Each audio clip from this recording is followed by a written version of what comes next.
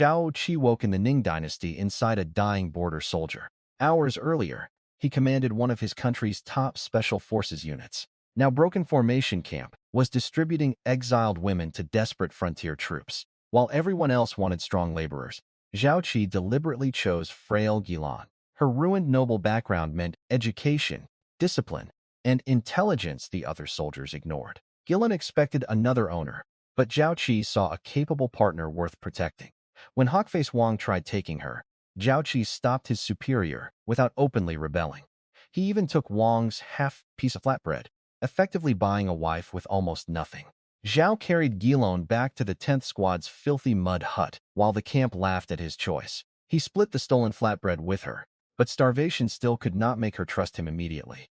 Zhao noticed the porcelain shard hidden in her sleeve and understood she had been preparing to kill herself. Instead of touching her, he ordered her to wash, eat, and repair the rotten leather armor protecting his body. His words were harsh, yet the message underneath them was clear: survive work, and he would leave her dignity intact.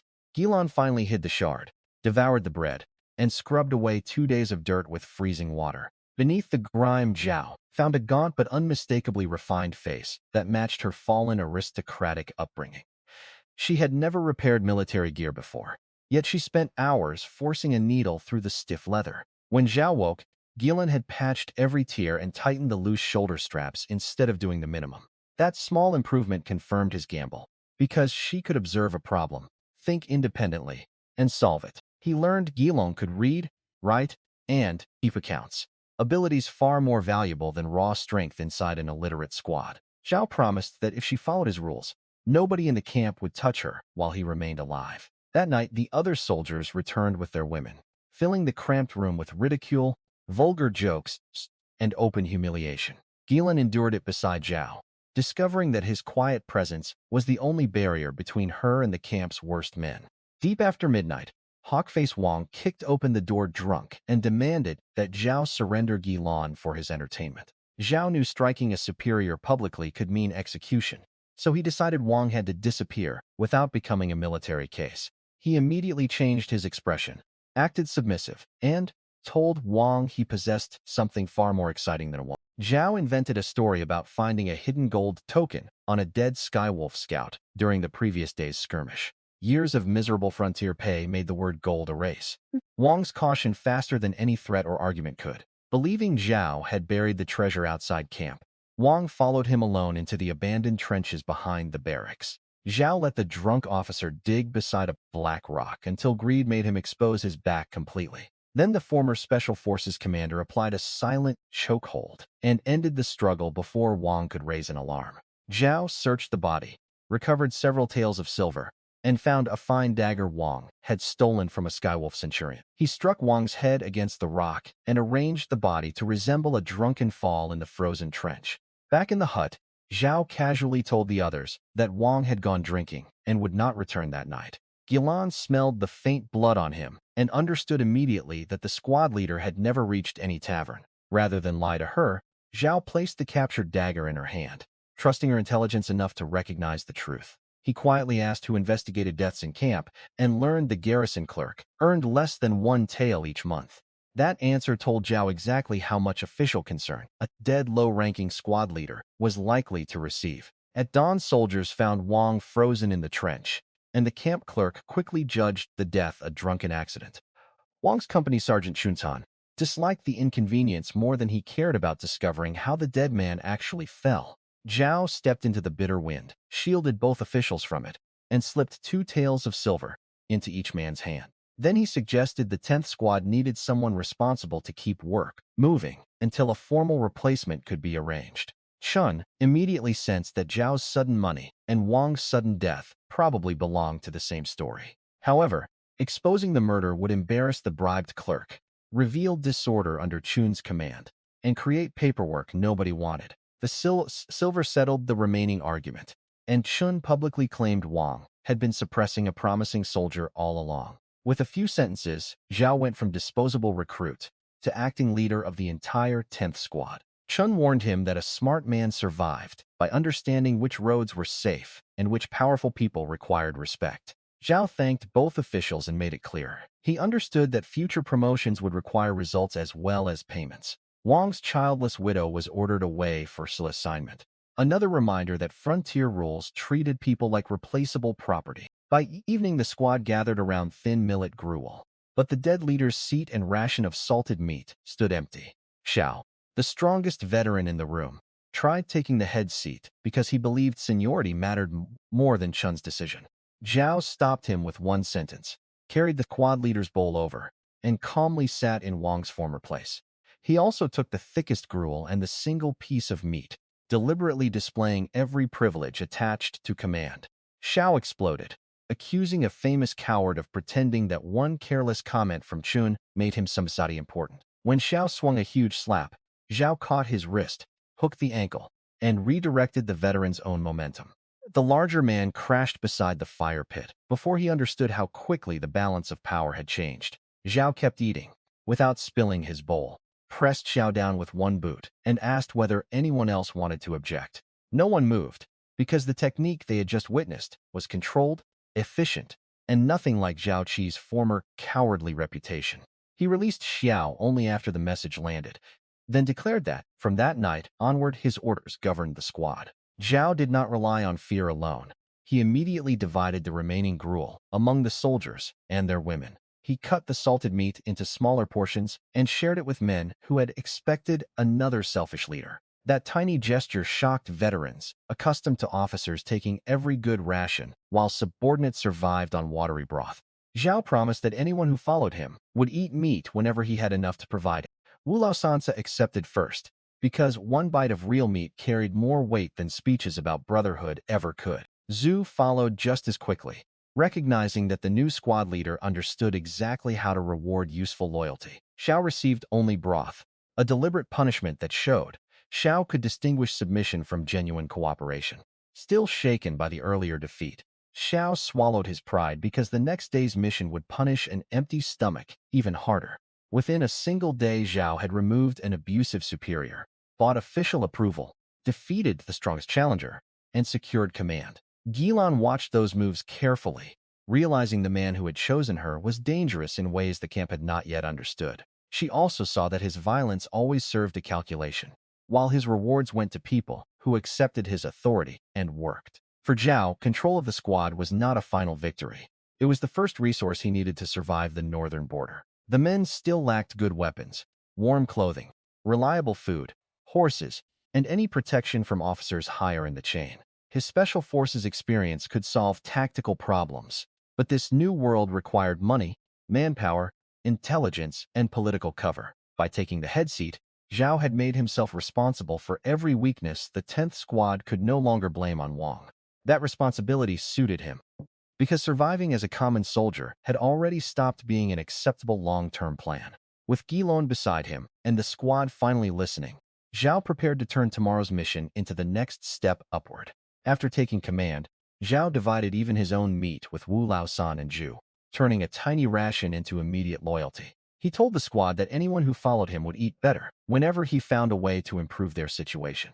Xiao received only broth, accepted the humiliation, and finally understood that challenging the new leader carried a real cost. Late that night, Guilon asked whether Xiao might complain, but Zhao trusted fear, silver, and self-interest to keep him quiet. Before dawn, Zhao told Guilon to report any bullying at the laundry, because a squad leader's woman could not appear unprotected. The laundry proved miserable, and Ma the loudmouth deliberately dumped the filthiest blood-stiffened bandages in front of Guilon. Guilon endured the freezing stream and insults until she spotted a limping servant girl, staggering beneath a basin of clothes. The girl was Xia Huan, Guilon's childhood maid, who had been dragged away while trying to protect her during the distribution. Guilon secretly shared half a bun with her and then saw bruises covering the maid's arms from Xiao the Big Mouth's abuse. Xia Huan warned that the sergeant still wanted Guilon, making the danger personal instead of merely another piece of camp cruelty. That evening, Guilon knelt before Zhao and begged him to rescue the maid who had sacrificed herself for her mistress. She offered her education, accounting skills, household management, and anything else she possessed if Zhao would bring Xia Huan back. Zhao refused to treat Guilon as currency, but explained that confronting a higher-ranking sergeant immediately could get both women killed. He promised only that a loyal servant was worth saving, and that Xiao the Big Mouth had already entered his calculations. Over the following days, Zhao drilled his men, studied terrain at night, and waited for a moment when killing the sergeant would actually help. Guilon gradually trusted that patience, even though every day at the laundry reminded her that Xia Huan could not wait forever. Before Zhao could act, a bald debt collector, named Jiasu, stormed into the hut during an approaching snowstorm. He demanded 50 taels from Zhu, a gambling debt so large the frightened soldier could not even imagine repaying it. Jiangsu then offered to erase the debt by taking Zhu's wife, Su Chongyang, as payment for his men. To everyone's disgust, Zhu agreed, proving he valued escaping his debt more than protecting the woman who had lived beside him. When Jiangsu's thugs grabbed Su Chongyang, Zhao kicked one into the wall and stopped the assault inside his own barracks. He declared that camp customs meant nothing on his ground unless he personally allowed outsiders to touch someone under his roof. Zhao placed his remaining silver on the table as a deposit and announced that he was buying Zhu's entire debt himself. Jiangsu mocked the amount until Zhao crossed the room in an instant and placed the captured dagger against his throat. With the collector frozen, Zhao calmly asked whether there was still any objection to transferring the debt into his own hands. Zhao pointed at his remaining silver and declared he would assume Zhu's entire 50-tael debt, leaving Jiangsu staring at him.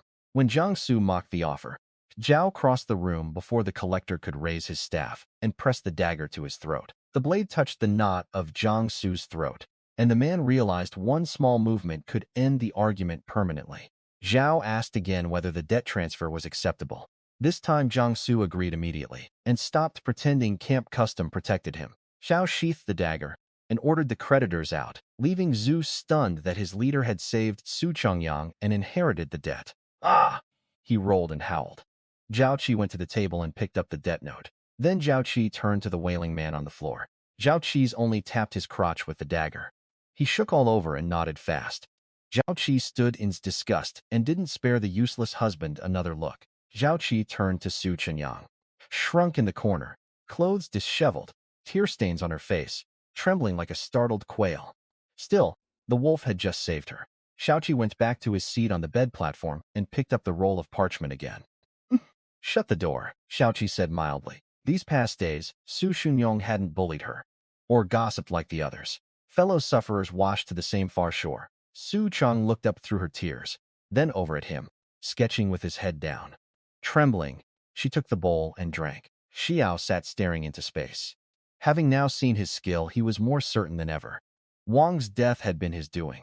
Several hundred men stood hunched and crooked. He rarely showed his face, and when he did, it never meant anything good. Wrapped in a thick bear-skin cloak, he pointed his riding crop down at them. Skywolf outer riders have been prowling the Wolf Fong River lately. The old hands below erupted, muttering they couldn't hold down. That place has wind on 3 sides. Going there is feeding the wolves. He had a black cloth-covered box brought out. Garrisoning the tower needs 1 squad. All sergeants come draw lots. Whoever draws it takes a squad of his own. Whoever draws the black lot marches to go Sorrow Gorge at once. Zhao Chi would cut him down here. He normally swaggered through camp on the strength of an uncle who was a clerk. His turn. Shaking, he put his hand in the box. His hand drew back, holding a bamboo lot. The head of it was black as ink. He collapsed to the ground. Zhao Chi had an old wound in his leg. He scrambled to grab Li's leg. Li kicked him in the chest and knocked him head over heels. A military order is a mountain. Ashen, a sound like a broken bellows rasping from his throat. To everyone else, a dead ground with no way out. It was a perfect base with no superior officer's jurisdiction over it. Xiao wiped cold sweat from his brow. Zhao Chi had got something to see too. He'd shattered the tea bowls off the table. A blade in his hand, eyes red like a mad bull cornered. Zhao Chi stood there and reached back to shut the door, cutting off the view from outside. Facing the bare blade, Zhao Chi did not so much as blink. Zhao Aoqi poured himself a cup and downed it. He ground his teeth, the blade shaking in his hand. He froze, the blade stalling in midair. Zhao Chi said, "This trip to the gate of hell." The blade fell from his hand like a drowning man, grabbing a straw. He rushed over and gripped his shoulders with both hands. Zhao Chi knocked his hands off and flicked dust from his shoulder in distaste. Xiao Chi wanted the maid called Xia Huan. Xiao Chi held up a finger. He blanked, then went wild with joy. The little wretch is out working. Don't fob him off with junk.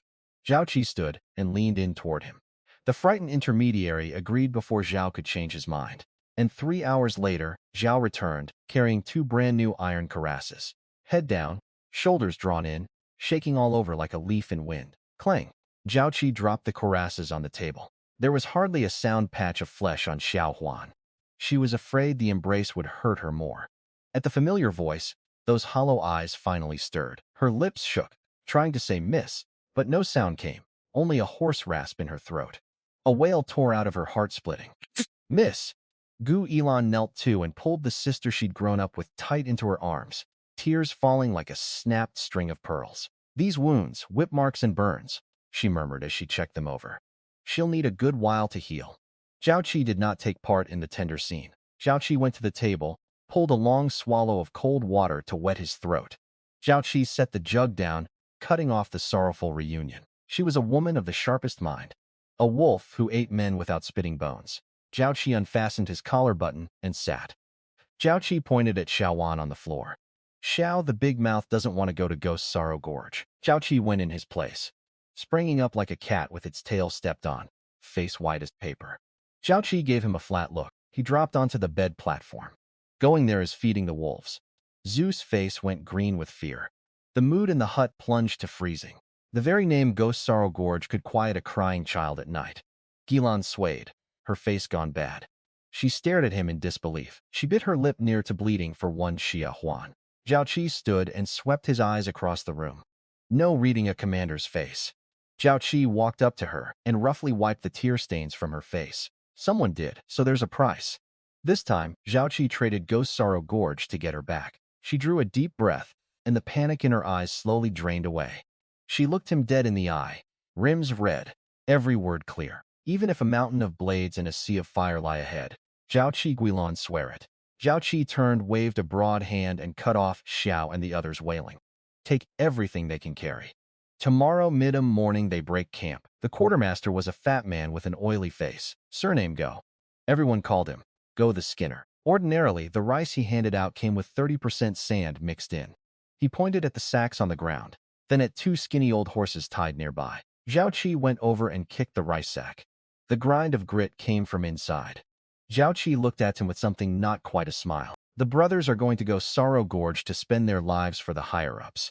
His face went stiff, a flash of anger in his eyes. These men going to the gorge were going to fill the Skywolf's teeth. No sense bickering with dead men and bad luck besides. Go to the storehouse and back. Not that there was much of a card. A beaten-up flatbed traded off somebody, and the thin horse strained just to pull it. Wu Lao Sasan looked at the pitiful pile of grain, brows knit in gloom. Guilon helped Xia Huan onto the flatbed while Su Xunyang sorted the bundles. They haven't even left yet. Zhao Chi slapped the ragged sack on the cart. Still have to pick someone up from the labor camp. Really, just a laborer for the filthy backbreaking work.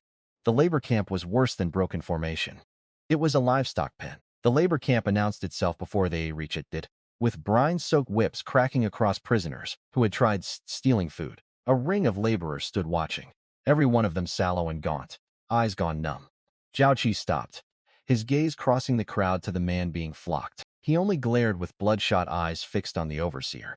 That look, it wasn't a starving wolf trapped in a cage, savage and vicious. Zhao Chi asked an old man watching nearby, stole a steamed bun. The old man drew his neck in. This big idiot's called Mangao, a mute and a madman. Zhao Chi chewed the name over and strode toward him. Or maybe the drug had finally worn off, but the thick rope binding his hands. He snapped it clean through with the strength of his wrists. Manga crashed to the ground, throwing up dust. He lunged straight at the still dazed overseer. The other overseers scattered in terror. Some drawing blades, some shouting for men. The overseer was about to have his blood spray across the ground. In this camp with its iron ranks, a laborer killing an overseer meant death by slow slicing. His head snapped back, the bite broken off, his teeth cracking together hard enough to bring up a mouthful of bloody foam. He turned, those bloodshot eyes locking onto whoever had struck him. Zhao Chi advanced, facing the loose beast. Zhao Chi only turned sideways to slip his wild, formless lunge, his right leg hooked behind his knee. His huge frame slammed into the dust. His knee pinned the small of his back, one hand pressing his head down. It felt like Zhao Chi was holding down a raging bull. The overseer who'd escaped death scrambled up, clutching the throat nearly bitten through. so frightened he'd wet himself, pointing at Ming Xiao and shrieking, "This beast dares to kill." Several overseers closed in with drawn blades, faces hard with murder. Hulk Zhao Chi stayed kneeling on him and raised his head. This man, Zhao Chi, was taking him. Zhao Chi looked at the head overseer. He clutched his throat, hopping with rage. Zhao Chi drew out the purse from his shirt. The pay Zhao Chi just drawn and tossed it over. It landed at his feet, the copper coins ringing clear. At Ghost Sorrow Gorge, the overseer paused. He picked up the purse, waited, glanced at the demon on the ground, and a chill ran through him. He gritted his teeth and shot Ming Xiao a vicious glare, running into a blind man. Don't let him see him again. Manga lay on the ground, breathing hard. He didn't run, and he didn't attack again. Slowly, he raised his head. Zhao Chi drew half a coarse bun from his shirt and held it out. Zhao Chi looked down at him. "Eat it, and come with him. Give him water," Zhao Chi said without turning. Guilon came over a little afraid and held out the water skin. He was tall, a head taller than him. He walked quietly to stand behind him, blocking the wind and snow at his back. Zhao Chi swung up onto the horse and cracked the whip. In the snow, a strange procession dwindled into the distance.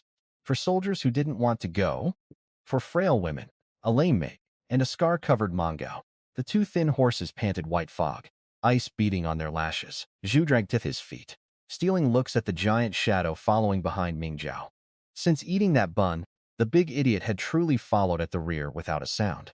Zhao Chi suddenly reined in and dismounted. "Find somewhere out of the wind. Rest a while."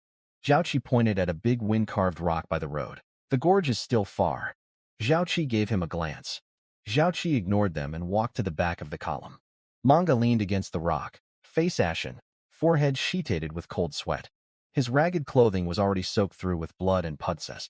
He hesitated, then slid slowly down the rock. Zhao Chi snorted, pulled the flask stopper, tipped a mouthful, and sprayed it across the blade. Strong liquor washing the steel cold coming off it. As the cloth ripped, it took chunks of scab with it. Su Chunyong took one look and ran off to the side to retch, hand over her mouth. Meng Xiao's back was a field of rotted meat, old whip marks layered over fresh burns. The deepest wound already blackened and surating, white maggots writhing inside. An ordinary man would have died 100 times over. She was feeding Xia Huan water. At the call, her body flinched. Zhao Chi handed her the flask. She drew a deep breath and took it in both hands. Ao Chi crouched and looked at him. Ao Chi passed the dagger briefly through the flame of a fire striker, the trust of a man handing over his life. The next second, the knife came down. The sharp edge cut into rotten dead flesh. His whole body convulsed once, the veins on his neck bulging, the wood in his mouth cracking. Bloody water and pus ran down. Her hands shook, but she poured it right onto the wound. Strong liquor over the peeled open red flesh, worse than the knife. He gasped in great lungs. That burning, rotting feeling in his back was gone. Now there was a cool, clean pain, the pain of coming back to life. Still able, Zhao Chi sheathed the knife and tossed him half a dry biscuit. Zhao Chi smiled, unfastened the sheath at his waist, and tossed it, dagger and all, into his arms. He froze, holding the knife, hardly daring to believe it. Zhao Chi looked into his eyes. He gripped the hilt tight, his rough thumb tracing the pattern on it. He looked up at him and nodded hard. He laid the dagger against his own forehead and bowed deep toward him. This time, Ming Zhao didn't lag behind. The exhausted cart horse could barely lift its hooves from the snow, while Xiao and Wu Laosan stared at the scarred giant Zhao had just recruited. In the snow, that towering figure pushed the cart steady. Zhao Chi cracked the whip and drove into the sweeping snow toward the vast unknown ahead. Not until dusk closed and did the fabled number 7 beacon tower finally show at the far edge of sight. The signal fire mound at the top had collapsed at one corner, half a broken flagpole jutting up crookedly. It would strain to keep out a stray dog. On the ground, a few white bones not fully buried by snow jutted out. This is the place they were supposed to hold. This is a beacon tower. This is a mass grave. Xiao raged, the big saber in his hand. Xiao raged, the big saber in his hand. Xiao suddenly howled and turned to run back. Zhao Chi would go to the hills and turn bandit. Better than feeding wolves here. Watching several of them ready to turn back, Guilon gripped Xiao Wan's hand tight and looked to him. The blade flashed cold in the dusk, the hilt still shuddering, humming. When Xiao tried turning back, Zhao planted a blade beside his leg and made it clear that desertion would end worse than following orders. He swallowed, legs gone weak. This really can't be held. Zhao Chi walked up, pulled the saber from the ground, and wiped it on his armor. Zhao Chi swept his eyes over the shivering group. Anyone who doesn't want to die, get moving before it's full dark. Rotten as it is, it's the only den they had got. The warning worked better than a speech. Running meant certain death, while following Zhao at least offered food, shelter, and a chance to survive. Dying either way, at least die indoors. The men hauled stone and lugged timber. Ming Xiao the main force, stacking the collapsed walls back up. The women weren't idle either. Crude, but at least the wind couldn't pour in. Xiao Huan, unsteady on her legs, sat by the fire boiling water and cooking gruel. Xiao Huan, unsteady on her legs, sat by the fire boiling water and cooking gruel. The flames leapt, driving off dark and cold rooms, Zhao Chi said, sitting cross-legged by the fire, warming his frozen hands. Broken as the tower was, the original design remained. The biggest Elon and Zhao Chi take. Zhao Chi pointed at the most intact stone room at the back. They nodded like pecking chickens. Zhao Chi looked at the gambler huddled in the corner over his gruel. His hand jerked, nearly dropping the bowl. He looked in terror at Ming Xiao by the door. He shut up at once and wearing the face of a man at his own parents' funeral. Shuffled over beside Ming Xiao. Such Chunyong looked at him with gratitude and answered softly. Settled. Everyone scattered to fix up their own dentses. Lucky, Guilon had deft hands. Zhao Chi came in and shut the door behind him. The earthen bed platform was already warm. Guilon knelt on the bed platform, arranging the bedding. Zhao Chi waved her off and unfastened to caress himself, tossing it aside. Zhao Chi went to the window and looked out through a gap in the felt. Pitch black out there, the wind wailing like ghosts.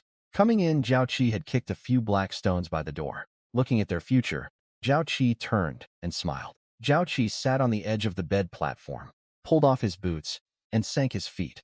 That first heat was good enough to make a man groan. She looked up, her eyes soft in the firelight, and yet with a thread of steel through them.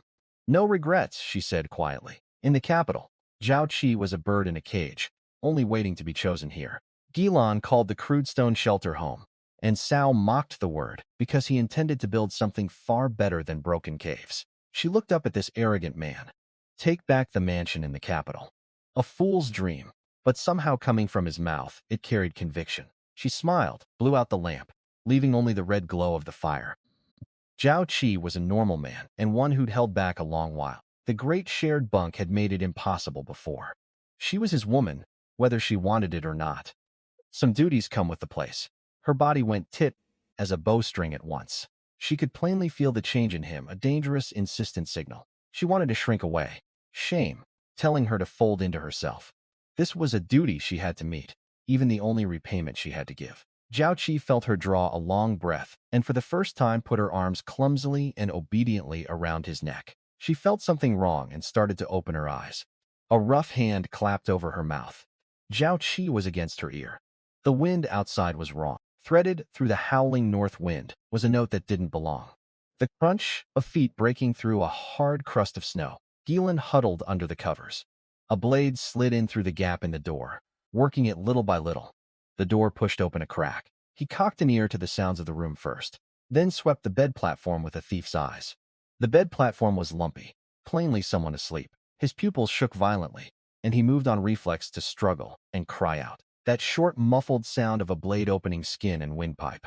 Hot blood sprayed, splashing across his hand. 2 breaths, and the body went limp. Zhao Chi let go and set it gently on the floor, as careful as laying down a sleeping child. Zhao Chi raised a finger to his lips, but Wu Laosan woke, the instinct of an old hand. The moment the wind slid in, Wu Laosan's hand found the short knife under his pillow. A lifted blade glinting cold in the dark. Brought down, that big head of Xiao would leave his shoulders.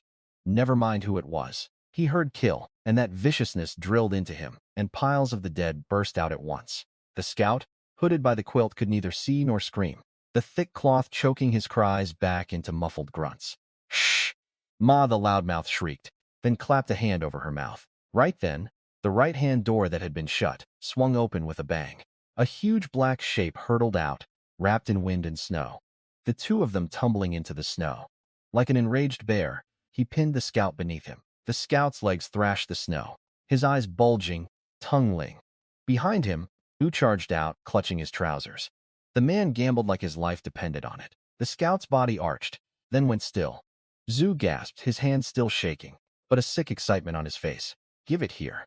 Zhu jumped and looked up to curse, and met Meng Xiao's eyes empty of all feeling. 3 bodies dragged to the center of the yard, laid in a row. Zhao Chi came out with the saber. Guilon followed, a dim lamp in her hands. Xiao held his still dripping short knife. Breathing hard, but there was no fear in his eyes. Instead, the brutal, satisfied edge of a man who'd just killed. Zhao Chi swept the yard, his gaze crossing each of them, and landed last on Zhu's face, still shaking with excitement. In the firelight, the grin looked especially savage, and yet carried a steadying outlaw swagger. The saber slid home and Zhao Chi waved a broad hand. "Don't leave them so much as a belt." The storm eased a little. A few dim lamps swayed in the cold wind, throwing long-stretched shadows over the snow. 3 tall, powerful horses tied to dead tree stumps, pawing uneasily at the frozen ground.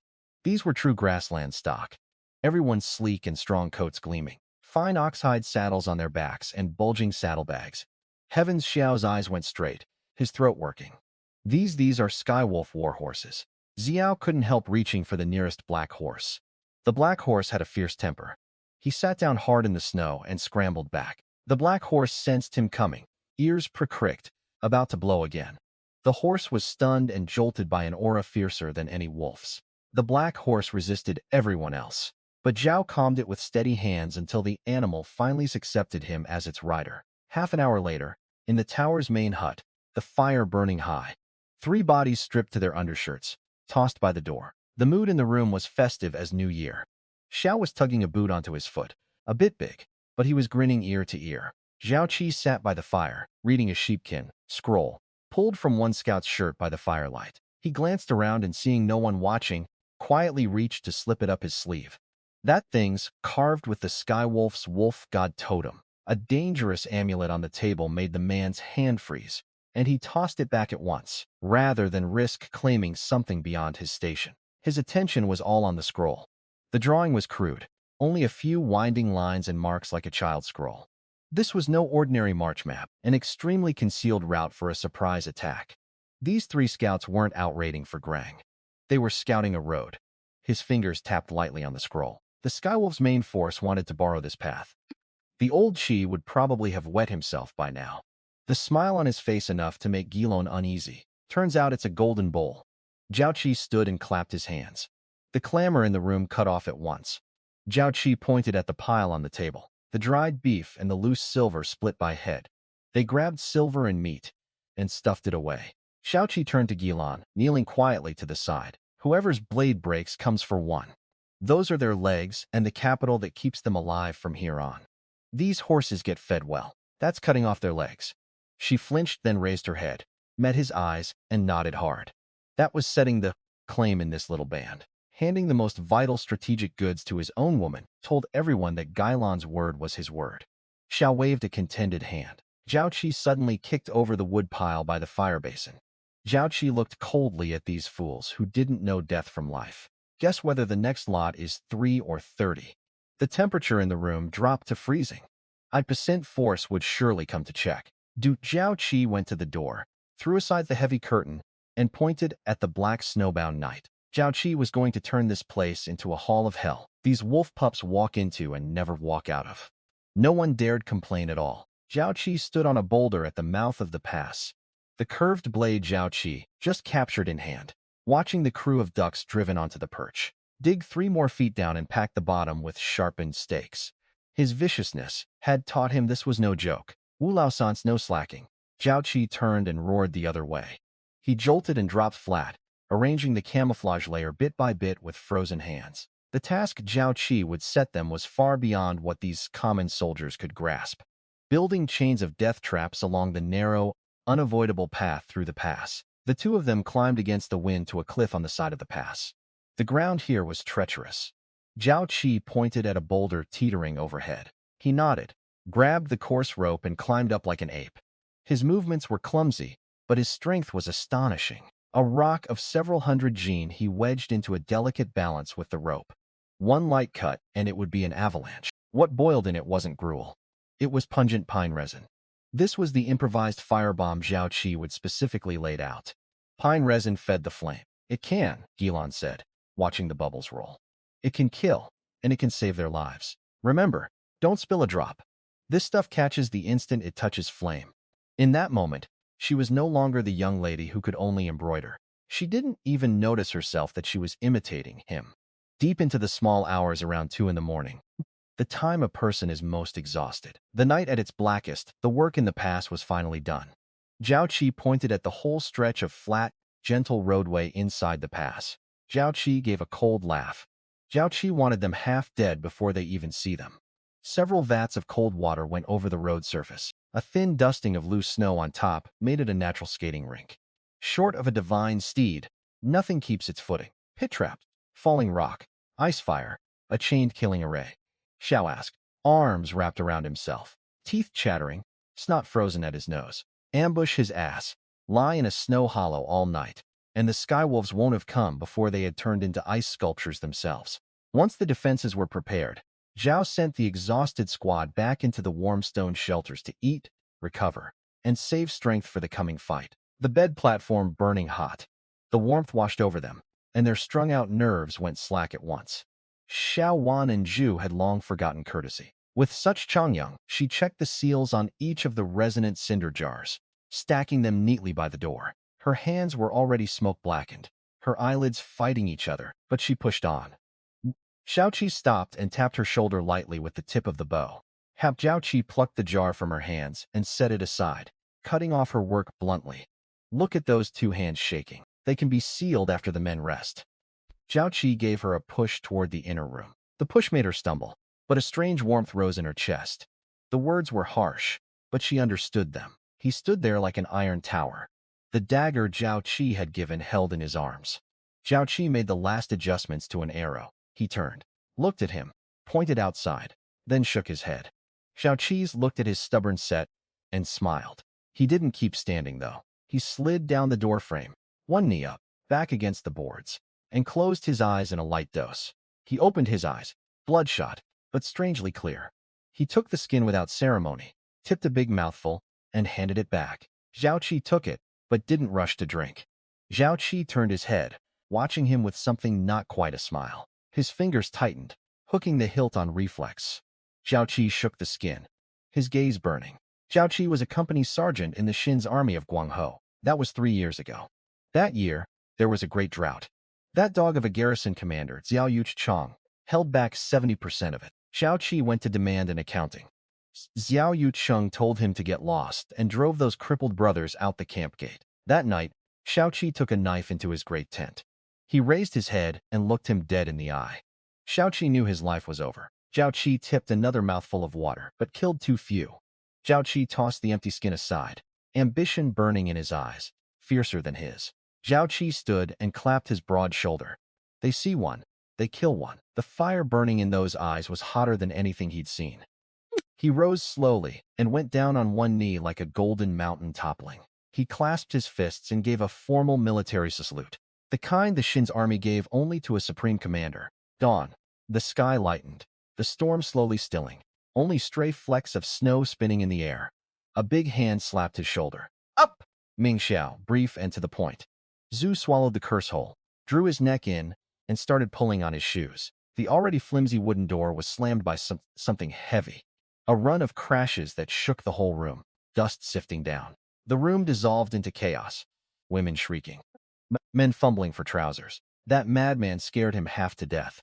Mid-morning, sunlight forced its way through the clouds and spilled over the deceptively bed platform snow at the pass. Into view came a column of black cavalry, around 30 riders. These were nothing like last night's few soldiers. Uniformly black-maned war horses. By the gear, a Skywolf centurion under the gray wolf banner snapping in the wind. The column gave off a suffocating pressure. Xiao, lying beside him, swallowed. Zhao Chi turned to a cowering figure inside the pass.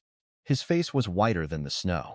He watched the murderous cavalry in the distance, his calves cramping. Zhao Chi drew a piece of silver from his shirt and weighed it in his hand. Next to being beheaded by him, playing the bait at least held a sliver of hope. He studied the ruined tower ahead, brows drawn. The 3 scouts he'd sent last night still hadn't reported back, which put him on edge. A contemptuous smile curved his mouth. Usually scared witless a little threat, and they'd kneel and beg. Amul brandished his lance and laughed. 30 war horses surged as one. a black flood kicking up a storm of snow dust bearing down on the pitiful bait. Watching the cavalry charge in, Zhu this time truly wet himself. There was no acting needed. He was genuinely fleeing for his life. He slipped and went down. Closer still, Amu watched the deserters floundering back, the cruelty in his eyes thickening. He'd already worked out how he'd crushed the Ning man's bones under his hooves, all four hooves scrabbling uselessly on the ice. The warhorse screamed and crashed down. A run of dull impacts. The following horses smashed into the fallen ones ahead. The snap of breaking bone clear to hear. The proud cavalry charge became in a heartbeat, a wreck of pitched men and horses. On the cliff, Meng Xiao had waited long.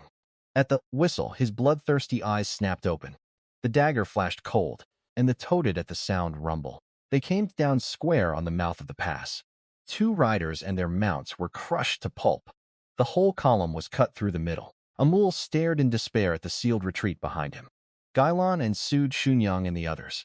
Guilon was the first to hurl her fire jar down. A dozen fire jars fell like rain, striking into the crowd, onto the horses' backs. The clay shattered, the resin oil spraying out, catching instantly on the fuses. The more they beat, the fiercer it burned. Centurion Amul, though bloodied from his fall, was after all a veteran of 100 battles. The retreat was sealed by the boulder. Amu wiped the blood clogging his eyes. He looked at Zhu, still fleeing, not far ahead. Kill that deserter.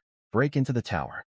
The 7 or 8 vanguard soldiers, still able to move, abandoned their horses, drew their curved blades, and rushed at Zhu, howling. He shrieked, took to his heels, and while running, spotted the marks on the ground, and suddenly ducked behind a big rock.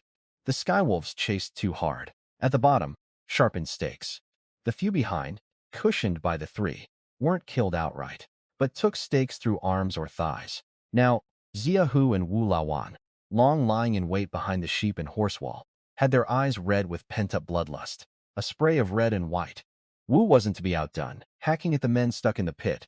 Woon wasn't to be outdone, hacking at the men stuck in the pit. The instant he saw his men drop, he braced his lance on the ground and stopped himself.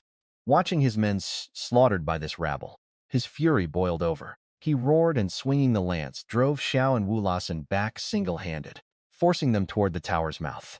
Amul looked up on reflex, a deep muffled roar from his throat.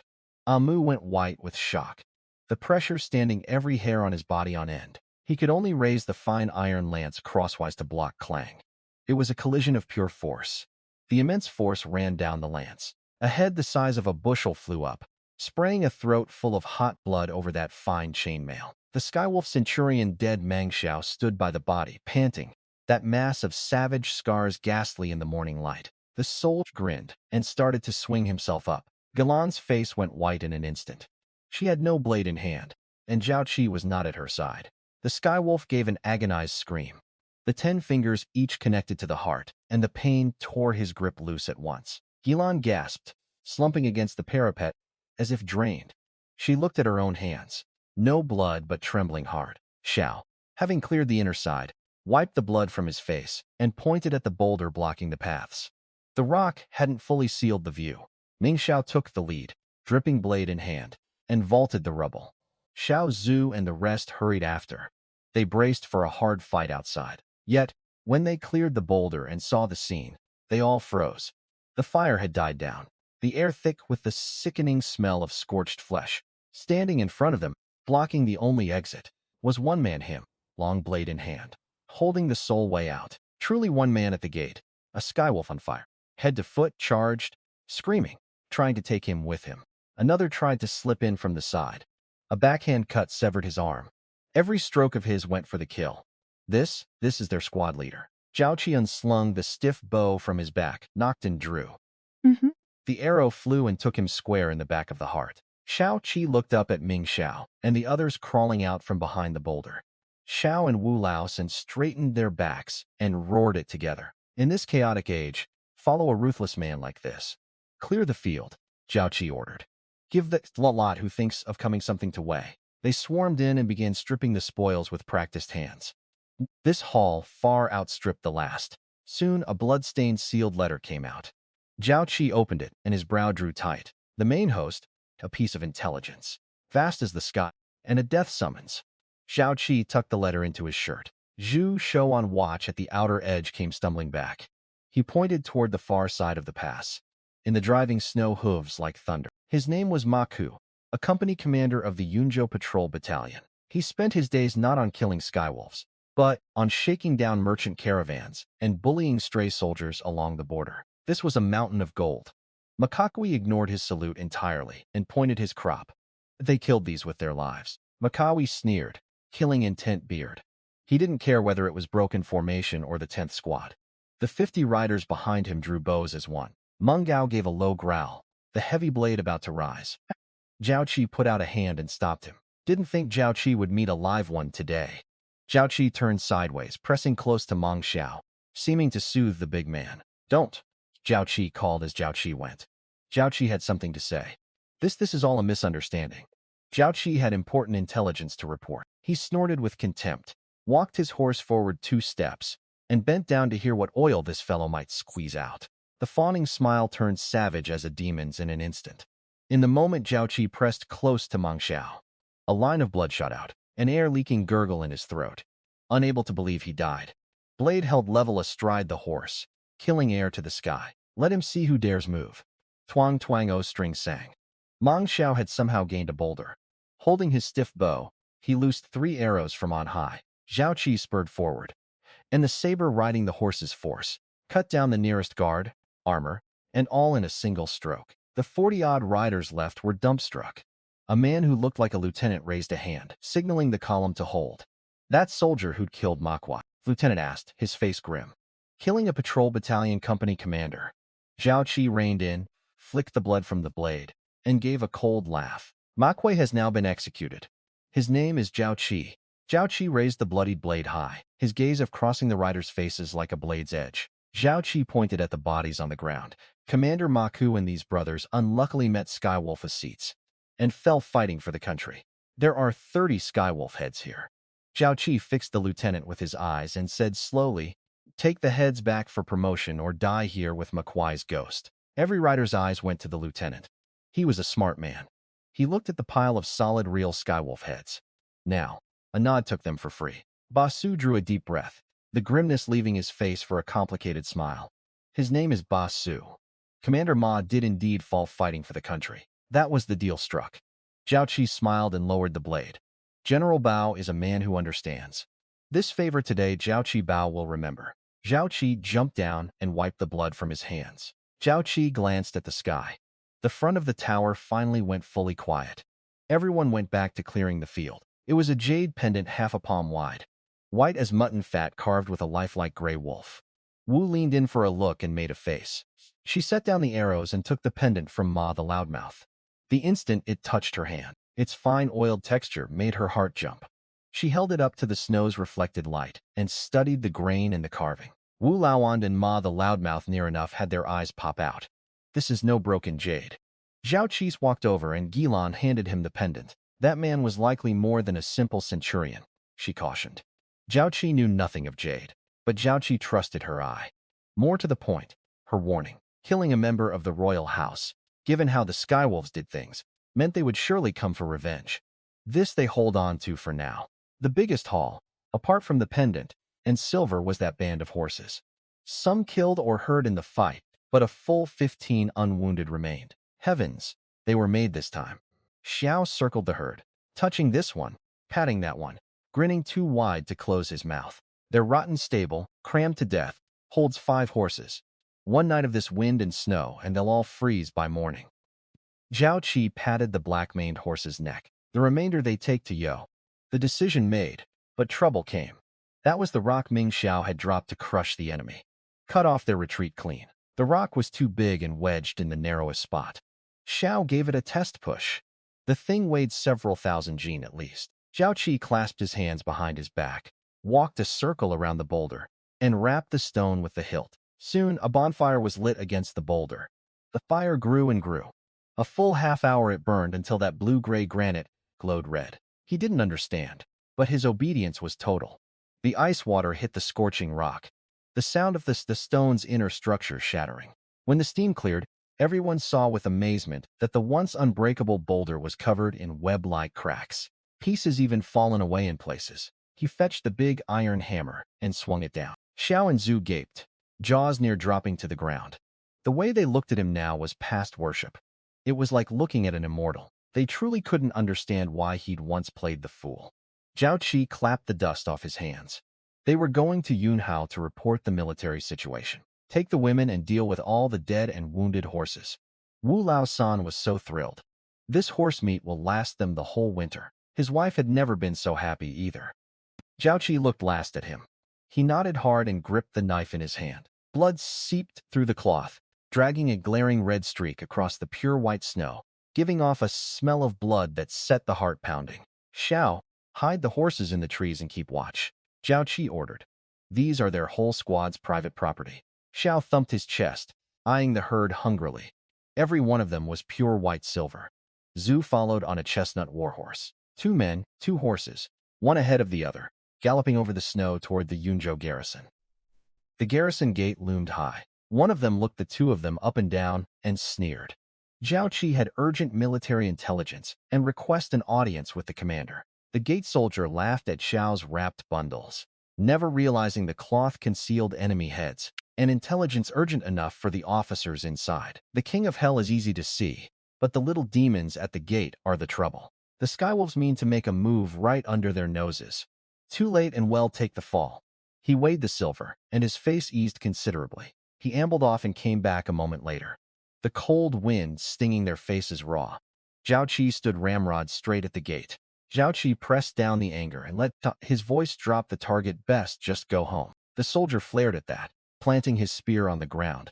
Several attendants escorted an old man returning from outside. The soldier about to strike saw the old man and instantly put on a servant's face, bowing and scraping to meet him. Landing on the chestnut horse, Zhu held more precisely on the bundle hung by the saddle, his voice carrying the authority of a man long at the top. Zhao Chi knew the chance had come. Zhao Chi strode forward, his voice ringing like a bell. "These are the heads of Skywolf elite cavalry, 20 in all." Zhao Chi had waited here half a day, only to present it to the commander in person. The soldier nearly sat down. Zhang's bed platform face flickered with surprise, too. 10th Squad, broken formation. Now garrifoning Ghost's Sorrow Gorge. Zhao Chi answered crisp and clean. He waved him on, not sparing another glance for the ashen-faced soldier. Past the inner gate, the light dimmed. This was the only route to the commander's study. High walls closed on both sides. Few people about. In the shadow of a turn, a light push, and the silver slid soundlessly into Zhang's wide sleeve. He turned his head and looked at him with something not quite a smile. A common soldier, having just earned a colossal merit, showed not the slightest arrogance or impatience. Instead, he knew to burn incense and pay respects at this very moment. Zing didn't refuse, taking the silver openly. The hot-headed youths who know only brute courage tend to die fastest. Zhao Chi think the target or one who can live long. Soon, the 2 of them reached the study door. Zing straightened his sleeves and pushed inside. A moment later, an attendant came out to summon him. At that moment, he was slowly wiping a cold, gleaming treasured sword with a white cloth. Hearing footsteps, he snapped his head up. Meeting the look, Zhao Chi went down on one knee. Zhao Chi reporting to the commander. Qin Shan set down the sword, his eyes, which had read countless men, looking the young squad leader over, worn armor, still stained with dark red blood, not fully wiped, but a wisdom hidden in the eyes, not like an ordinary soldier. These Zhao Chi took today off a centurion when Zhao Chi wiped out a band of Skywolf elite cavalry. Qin Shan's face changed abruptly, his composure gone. Qin Shan opened them, and his face grew grimmer. If it were true, the consequences were unthinkable. He looked up and fixed on him.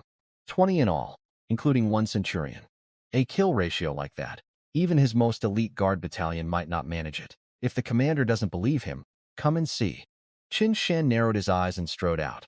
In the yard, Zhu stood shivering, holding the 2 horses. Zhao Chi stepped up, drew his blade, and cut the ties on one. Several heads rolled out onto the ground. Braided hair, tattoos, savage faces. Classic Skywolf features. This one was a commander's material.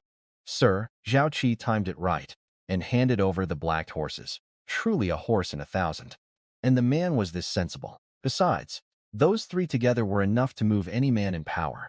He said it 3 times and clapped his shoulder hard. Wasted on that godforsaken tower. Zhu Shou near enough had his eyes pop out. Zhao Chi stepped back and went down on one knee again. That place is now the Skywolf's breach point. Zhao Chi would like to go back and guard this gate for the commander. The air chilled at once to be given face and refuse it. Caged, it loses its wildness. Broken Formation has 20 squads now. Zhao Chi think the 10th no longer suits squad leader either.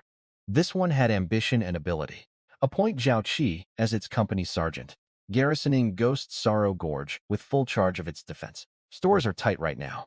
A fine commander, Zhao Chi thought, wants the horse to run and won't feed it grass. If he can't give the ready goods, then give him a piece of paper Zhao Chi can cash. Zhao Chi paused and gave a wry smile. If Zhao Chi was truly to hold Ghost Sorrow Gorge, Zhao Chi needs something with an edge to it. Zhao Chi makes so bold as to beg the commander for a written order. Else Zhao Chi went back empty-handed. Gather men, and go up against Skywolf blades with sticks.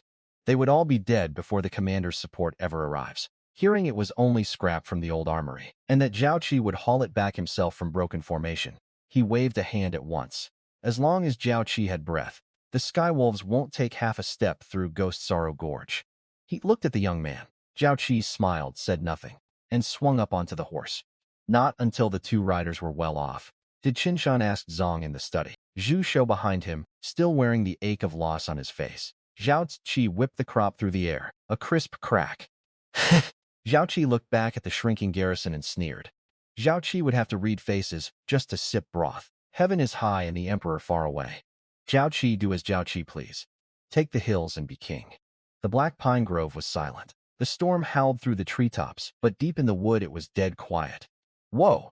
Zhao Chi reined in, browsed tight. Zhao Chi said nothing, dismounted and studied the churned snow. The hoofprints were a mess, running west toward a ravine.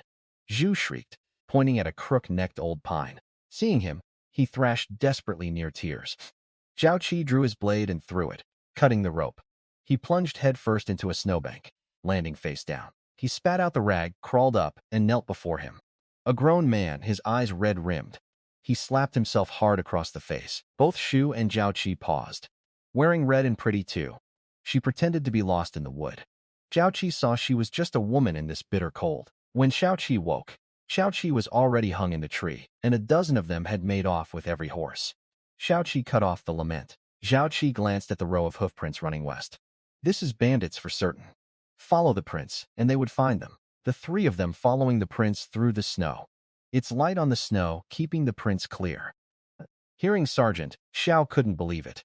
Sergeant, their squad leader's been promoted to company sergeant of the 21st Squad. Zhu said, beaming. By first light, a steep peak appeared at the far edge of sight. It rose like a black sword stabbing the clouds. Above the gate hung a tattered banner, red on black, Black Cloud Fort. Easy to hold, hard to attack. A fine den for taking the hills and being king. Fire spitting from his eyes. Zhao Chi gestured with his chin. Xiao jumped down, hefted his saber, strode to the gate, and let loose a stream of curses. That foul woman in red. The filth echoed through the valley. The gate suddenly swung open. A band of ragged fur-clad underlings poured out around a single horse. Zhao Chi thought it was someone with a death wish. She reined in, looking down at Xiao, her phoenix eyes full of scorn. Turns out it's the blind bear Zhao Chi put down with one move. Her underlings roared with laughter. A blind bear doing embroidery. Xiao flushed red then white. He roared and heedless of the disadvantage of foot against horse charged like a mad bull courting death. About to collide, she yanked the reins, and the horse turned nimbly aside. Two streaks of cold light like butterflies through flowers. The flat of hers cracked his wrist, a sound that hurt to hear. She sat spinning her blades all disdain. Go home and practice more. Another burst of grating laughter from the fort. Zhao Chi rode out from behind on the tall chestnut. Zhao Chi did not draw, and far from angry. His eyes on the red-clad girl carried an undisguised admiration. Zhao Chi reined in a rakish smile at the corner of his mouth. This account, returning the horses alone won't settle it. Zhao Chi pointed at the fort behind her. Person and horses. Plus this fort makes a fitting dowie. Her pretty face red with fury, murder in her eyes. In these parts, she was the famous Red Shli, see if the target have got the life to take it. Before the words were out, she gave a sharp cry and clamped her legs to the horse's flanks. Riding the charge, her twin blades worked like shears. Twin ghosts knock at the door, vicious and cunning. Her family's killing move. More bandits than she could count had died under it. Welcome. Zhao Chi sat the chestnut, spirit blazing in his eyes. The chestnut reared, front hooves lashing the air. Zhao Chi turned the hilt, and the flat of the blade darted like a nimble snake, tapping lightly at sides of her two short blades. Hands this tender, wasted on swinging blades. Zhao Chi think they'd suit adding fragrance at his side better. Lin Hongxiu was rigid with shame and rage. She wheeled the horse and charged again, two orbs of silver light closing over him. The two horses circled and snapped at each other in the snow. Her blade work was light and swift. His was broad and open, laced with a rogue shamelessness. Real strength in the waist. His voice came at her ear. If the target got this same strength on the bed platform someday, a man's in luck. The underlings on the wall gaped, forgetting even to cheer. Xiao just up off the ground, rubbed the back of his skull, eyes round as saucers. He's plainly courting a wife. Lin Hongxiu was already sheened with sweat. The more she fought, the more her heart quailed. This man was like a fathomless sea. For all her storm and fury, he stood unmoved. She had the feeling that if he truly meant to kill her, she'd have been dead within 10 moves. She shrieked and, abandoning her guard, raised both blades overhead for a jade and stone alike killing chop.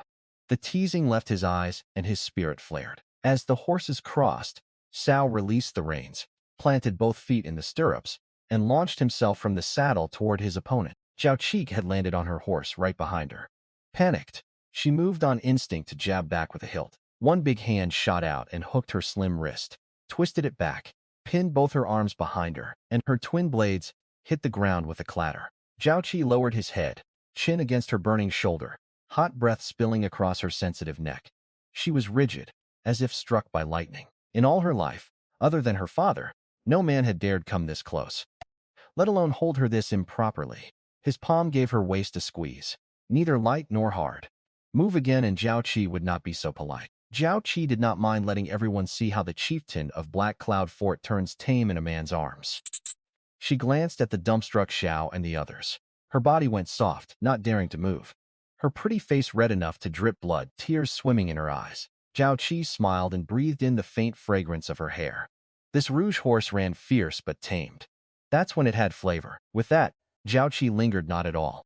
Zhao Chi let go, swung down clean, and landed steady in the snow. Zhao Chi's reined in and looked up at her, still dazed on her horse. Zhao Chi pointed at the fort gate. Don't skimp on the feed. Remember, his name is Zhao Chi. This time tomorrow, Zhao Chi came to fetch his horses, and along the way to collect his woman. Xiao Hu and Zhu traded a look, snickered, and took off running after the horse's rear. She suddenly cursed aloud, yanked the reins, and galloped back into the fort. If he comes again, loose the arrows. Black Cloud Fort, the hall of gathered honor. Her pretty face white then red. Those normally spirited phoenix eyes were now brimming. Bastard lecher cut to pieces. She ground her teeth, whipping the chair with her riding crop. In all his life, Lin Hong has never eaten such rotten anger. Thinking of it set her whole body afire. That helplessness of being wholly controlled driving her wild.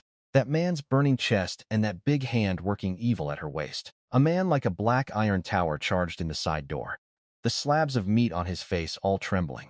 His eyes bulging and shot through with red. Zhao Chi would hack both his claws to bits and feed them to the dogs. Xiaoming was a simple brute with no bends in his brain. Anyone who dared disrespect her, he'd fight to the death. Never mind such open molestation. A cold voice came from the corner. This account, it can't be settled clean. It has to be settled dead. He flicked an abacus bead. Is touching the lifeblood of them old brothers. Uncle Yen, her eyes reened, and she bit her lip. This boy is no common soldier. That was a cat playing with a mouse. At the words cat playing with a mouse, Xiaoming bellowed with fury. One swing of his cudgel and Zhao Chi would flatten him and his horse together. That man's skill is fathomless. At the mention of the old chief, Xiaoming's fire went out at once, and he hung his head, not daring a sound. Yin turned back to Lin Hung. This grudge is sealed to the death. She drew a deep breath, forced down the shame and rage, and recovered the chieftain's authority. Uncle Yen, Xiaoming here. The two answered together.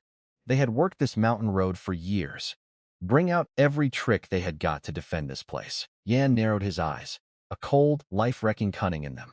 The 9-bin linked array hasn't been used in a long while. Xiaoming, here take men and dig pits at the gate and along the road. Xiaoming grinned savagely, hefted the cudgel, and headed out. Zhao Chi would go now, and Zhao Chi would dig a few dunk pits too.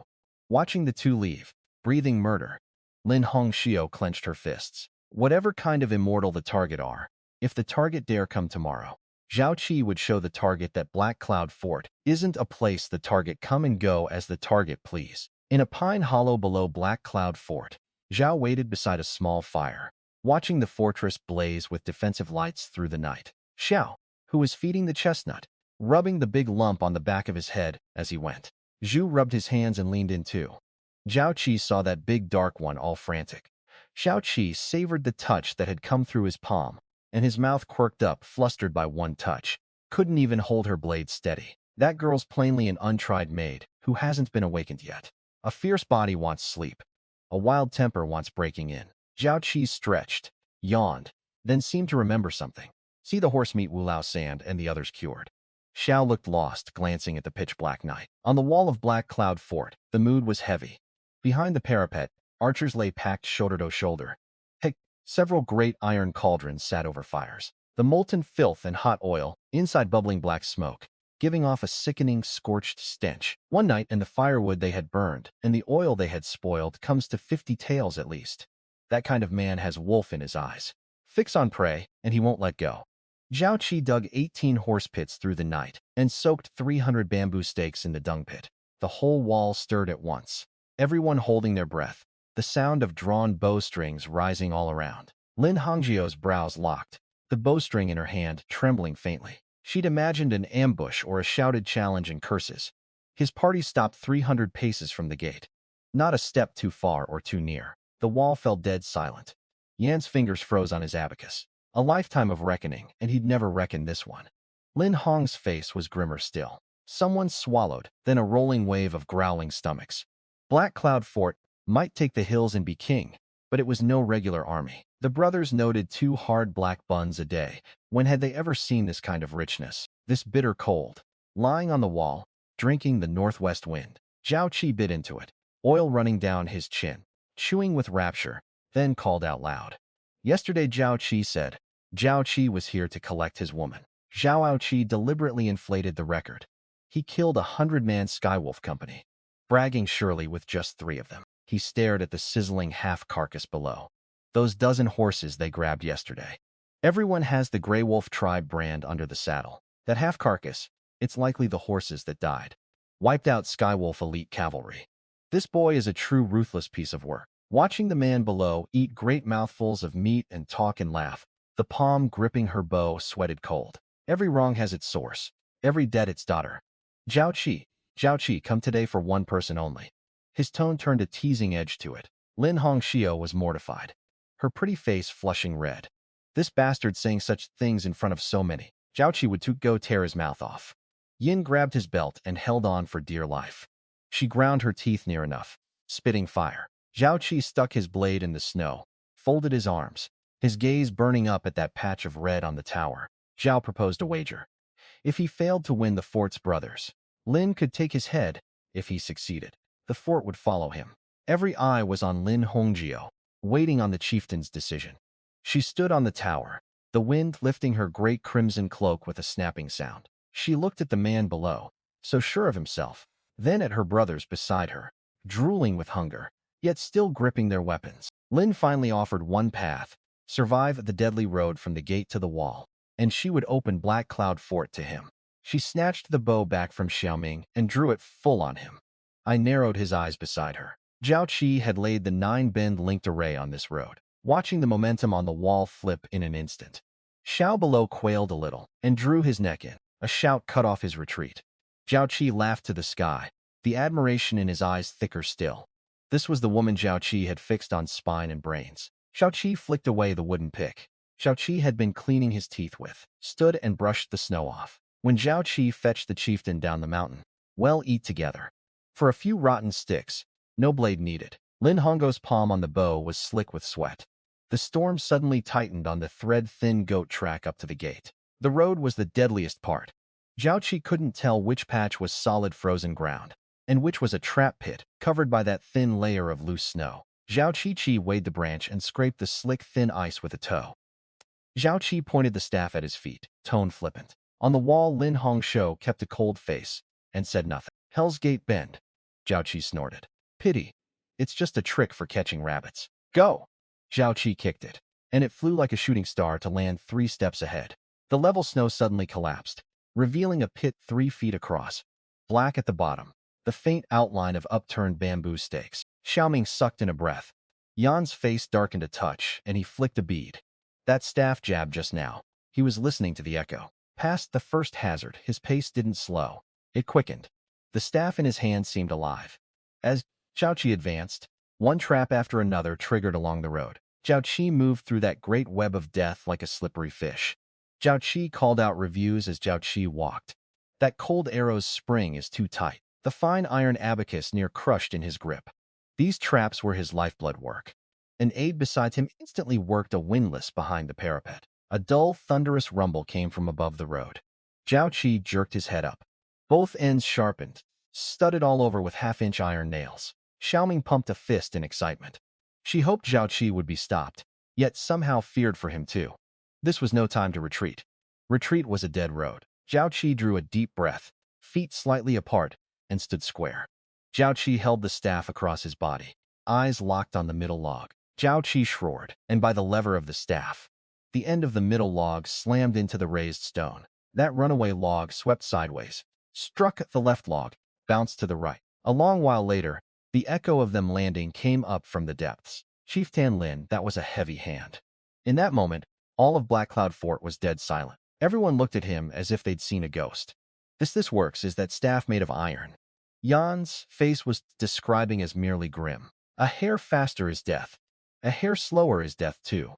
Lin Hongxiu, watching that figure standing proud in the storm, felt her heart skip half a beat. A linked flip panel jammed with the staff dead still. A poison smoke vent plugged when Zhao Chi kicked snow over its air hole. The most dangerous was an iron crocodile's mouth hidden under loose earth. A pair of honed fine iron jaws. The jaws sprang up and snapped shut. Couldn't even catch his staff. This was an insult to his professional skill. The bridge was raised, leaving only an empty, deep trench, blades bristling at the bottom. Lin Hong drew a deep breath and looked down at him. Zhao Chi had come up. Lower the bridge. Open the gate. This man's sex had shattered every pride of Black Cloud Fort in the most arrogant way possible. Yen said nothing, only gripped the abacus.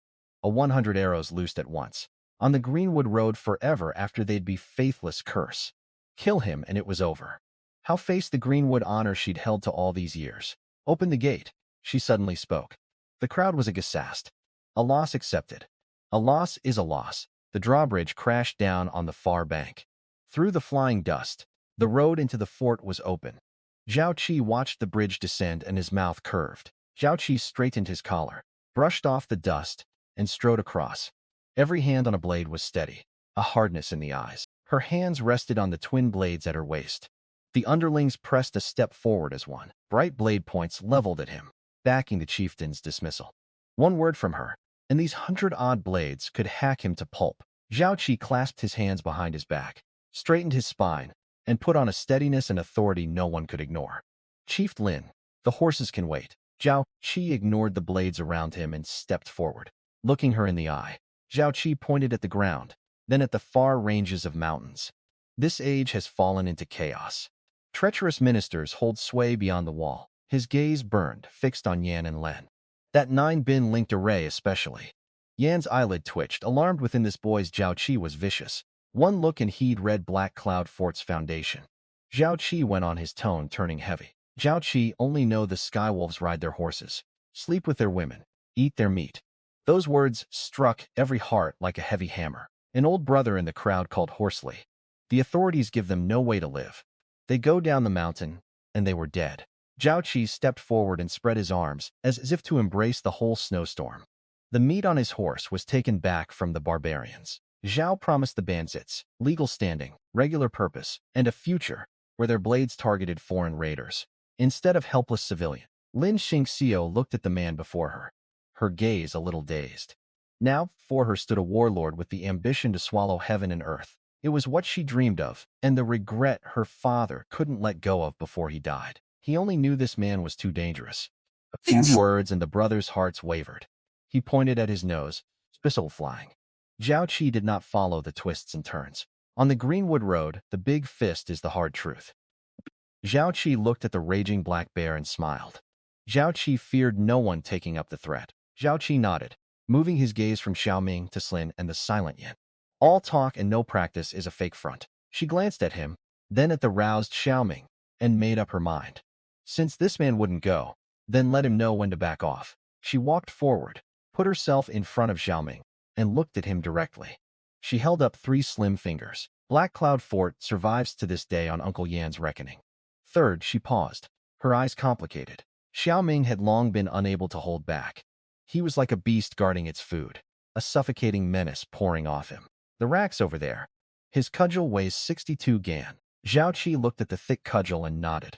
Zhao Chi turned and took 2 steps to Lin Hongxiu, close enough to hear her breath. She stepped back on reflex, handed her waist. The pair of mandarin duck willow leaf blades that had been with her for years were in his hands, long and slender, thin as paper, yet carrying a cold, cutting air. She flushed and started to flare. His expression turned to killing in an instant. Seeing him armed, Xiaoming's fighting spirit rose higher. His cudgel has no eyes. He stamped and swung the cudgel with a howling wind. Xiaoming's frame was like a bear's, the duck-egg-thick cudgel dropping in a howl of wind. That blow would shatter even stone. The blue brick ground burst apart, chips flying. Snow blasted into the air. The whole gate ground seemed to shudder 3 times. "What strength!" the watching bandits cried. Would snap not just a man, but a horse's spine on the spot. A vast arc, sealing every retreat left and right, the wind of it prickling the scalp. The cudgel skimming past the tip of his nose with a shrill whistle. 2 moves and he hadn't touched his clothes. He howled in fury and stopped holding back. Lin Hongo stood at the edge, palms sweating. She was an expert and saw the way of it. This was classic force break skill. Dare to block hard and the blade breaks. The underlings cheered without end. Twin blades run light and nimble, poorly suited to meet a heavy weapon head-on. A heavy weapon has a heavy weapon's tyranny, and its fatal flaw. Strength must not be fully spent. Force must not be pressed to the last. In the instant Xiaoming swung his 29th stroke, a meteor splits the crown, missing again. Zhao Chi stopped. This time Zhao Chi did not dodge. Zhao Chi went in close along the grounded cudgel right up against him. Seeing him close, Xiaoming was overjoyed, arms flexing to lever the cudgel up and fling him away. Not a cut, a slide. The cold spine of the blade ran along the cudgel's shaft with a run of grating metal, streaking like lightning toward his gripping hands. This move is called pushing the boat with the current. If Xiaoming didn't let go, the blade would sever all 10 fingers. Sheer, the blades caught at the web of his thumb. Not to cut, but the flat struck hard. His whole right arm went numb in an instant. The 62-gene cudgel finally left his hands. The victory was decided. But Zhao Chi did not stop, his guard wide open, his face full of terror. His twin blades bloomed a dazzling flower before him. Cold light coursed over him, too fast to trace. He opened his eyes, trembling, and felt his own neck, head still there. He looked down, and his big red face flushed liver purple in an instant. The front flung wide, exposing the tuft of chest hair shivering in the cold wind. Zhao Chi stood 3 steps off, playing with the twin blades. The man had held his hand and held it with exquisite measure, won the bout, kept the peace, and dealt a small lesson. Besides, fine blade work, Yen, silent till now, couldn't help a shout of praise. That control, that accuracy was frankly astonishing. She looked at the man before her and took them. Sure enough, his warmth was still on the hilts. In that moment, her heart was in disorder. Zhao Chi glanced at Xiaoming, still holding his trousers, and smiled. His face went red, then white. At last he sighed, picked up the cudgel, and cupped his fists deep at him. A loss is a loss. Zhao Chi submit. Zhao Chi nodded satisfied. He reached out a thin, withered hand and drew a circle in the snow before him. He drew as he spoke, not raising his head. He set a white pebble in the circle. This is Black Cloud Fort. This is the Skywolf, Iron Cavalry. He stood and pointed at the crude snow map, his voice cold. This is Black Cloud Fort beneath their feet. 30 miles south, Broken Soul Pass blocked the Grey Wolf tribe's retreat route, making Zhao's small forces a problem the raiders could not ignore. A few days back, they caught a scout and learned the Skywolves mean to flatten Black Cloud Fort, soon to open the road for the host. The fort has grain for 3 days. 5-0 Iron Cavalry ring the mountain, attacking day and night. The underlings around seeing the diagram went pale. Lin Hongxiu's brows drew tight too. Zhao Chi stepped to the map and looked down. 5-0 ringing the mountain. Zhao Chi rubbed his chin thinking. A grand gesture indeed. The art of war calls it dead ground. That's the best outcome Zhao Chi can reckon. That was Yan's limit, and the limit of traditional defensive thinking. Under everyone's horrified eyes, Zhao Chi stamped hard on the circle that stood for Black Cloud Fort. Abandon the fort and surrender. Lin Hong blinked too, not seeing why Zhao Chi destroy their own foundation. Zhao Chi crouched, pointed a finger into the empty snow pit. The people are what's alive. Zhao Chi looked up, his gaze burning at Yen. His finger flew across the snow, drawing two very different routes. Fear as the Skywolves are, their men, their host goes south. Zhao Chi grabbed a fistful of black stones and flung them to the rear. Yin paused, then frowned, and the 100-odd brothers left. Zhao Chi sneered and jabbed his finger hard on a hidden valley line. This is where Black Cloud Fort's home skill comes in. When they're frantic to save the fire, all jumbled up rushing home. Their old den struck ahead, ambushers cutting them down behind this fight. They needn't kill them all, just hurt them, frighten them. He'd reckoned all his life, and reckoned only how to hold his little patch of ground. Leap out of the ring, strike straight at the vitals. Yin murmured to himself, his eyes turning from confusion to fervor. He looked at the mess in the snow. Yes, to hold the fort they were a dead piece. Lin Hong looked at him, wonder upon wonder in her eyes. He was leading them to be an army that came and went like ghosts. Zhao Chi looked at the stunned Yin and smiled faintly. Yin snapped back to himself. He drew a deep breath, bed platforming the surge in his chest. He bowed deep to him, a proper scholar's bow. Zhao Chi Yen was shallow of sight. If beating Xiaoming made them fear, beating Yin made them submit. Xiaoming didn't quite follow strike the empty. Zhao Chi smiled, his gaze landing last on Lin Hongxiao. Chieftain Lin, 2 trials Zhao Chi had passed. The storm went on, but the drawn bowstring killing air quietly dispersed. No need to contest it. Zhao Chi may be a woman, but Zhao Chi know what heaven's height and earth's depth are. Had Zhao Chi had let it 3 years, and could only keep everyone hiding in a gully scraping by. Take on this karmic debt. Zhao Chi put away the grin and turned serious. The truth is many of them were once of the Waiwan escort agency. 3 years ago, Wei Yuan took a secret escort commission and were ambushed on the road. Uncle Yen, Xiaoming, and a few dozen old brothers fought to the death to get him out. Home was gone, burned to nothing in a single fire. Of the old, weak women and children left behind, not one survived. In one night, all of Weiwan was wiped out. Lin admitted her people had survived 3 years not merely to live, but to identify the killers behind her fa's death and avenge 400 escorts. She still did not know the enemy's identity, only that the attackers were masked masters whose techniques did not belong to ordinary Greenwood fighters. The old escort's eyes reened, hands gripping their hilts. Zhao Chi could feel the weight on those thin shoulders. The killing of a father, the wiping out of a house. In this age of chaos, a heavy burden indeed. Not from the Greenwood world, Zhao Chi murmured. 1,000 possibilities flashing through his mind. This was no simple escort robbery. Her body shook, as if she hadn't expected him to agree. What Zhao Chi set out to do. A god blocks him, Zhao Chi kill the god. A Buddha blocks him, Zhao Chi kill the Buddha. That was the big brother he wanted. She drew a deep breath. Zhao Chi reached out and caught her arm, stopping the bow. Zhao Chi did not let go and leaned a little closer. His tone turned to teasing. Zhao Chi was not one for losing deals. Yin quickly turned his face aside, pretending to admire the view. Lin Hongxiao's face flushed crimson to the roots of her ears. She tried to pull free and found him immovable. Zhao Chi had long had an oath. Whoever finds the true culprit and avenges his father. She suddenly lifted her head, met his burning gaze, and said word by word. Zhao Chi, Lin Hongxiao, will give himself to him. Not only had Zhao Chi taken on an elite corps, Zhao Chi had reserved a peerless fort mistress. Besides, this trip to Black Cloud Fort was well worth it. Zhao Chi called out toward the gate. Don't let the 2 brothers step into a trap by mistake, Yen told Xiaoming. The rich smell of meat drilled into every nose, unstoppable. The brothers of Black Cloud Fort stared. They held a fort, but they were truly poor. Xiao and Zhu grinned, set the meat in the center, and briskly drew their blades to slice. Zhu cut a fillet, speared it on his blade tip, and offered it respectfully. Zhao Chi waved a hand and said aloud, "Take it to Chieftain Lin." Other things Zhao Chi may not dare promise. That one word worked better than any order. The once guarded bandits could hold back no longer, swarming in like hungry wolves. A few underlings ran for the back. Xiao looked simple, but his hands were quick and his knife worked fast. Steaming slices of horsemeat passed into every hand. Xiao gnawed a piece on the bone, mouth running with oil, and gave him a thumbs up around his chewing.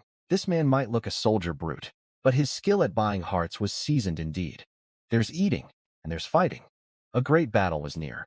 Zhao Chi stood on the parapet, watching the men eat below, his smile fading.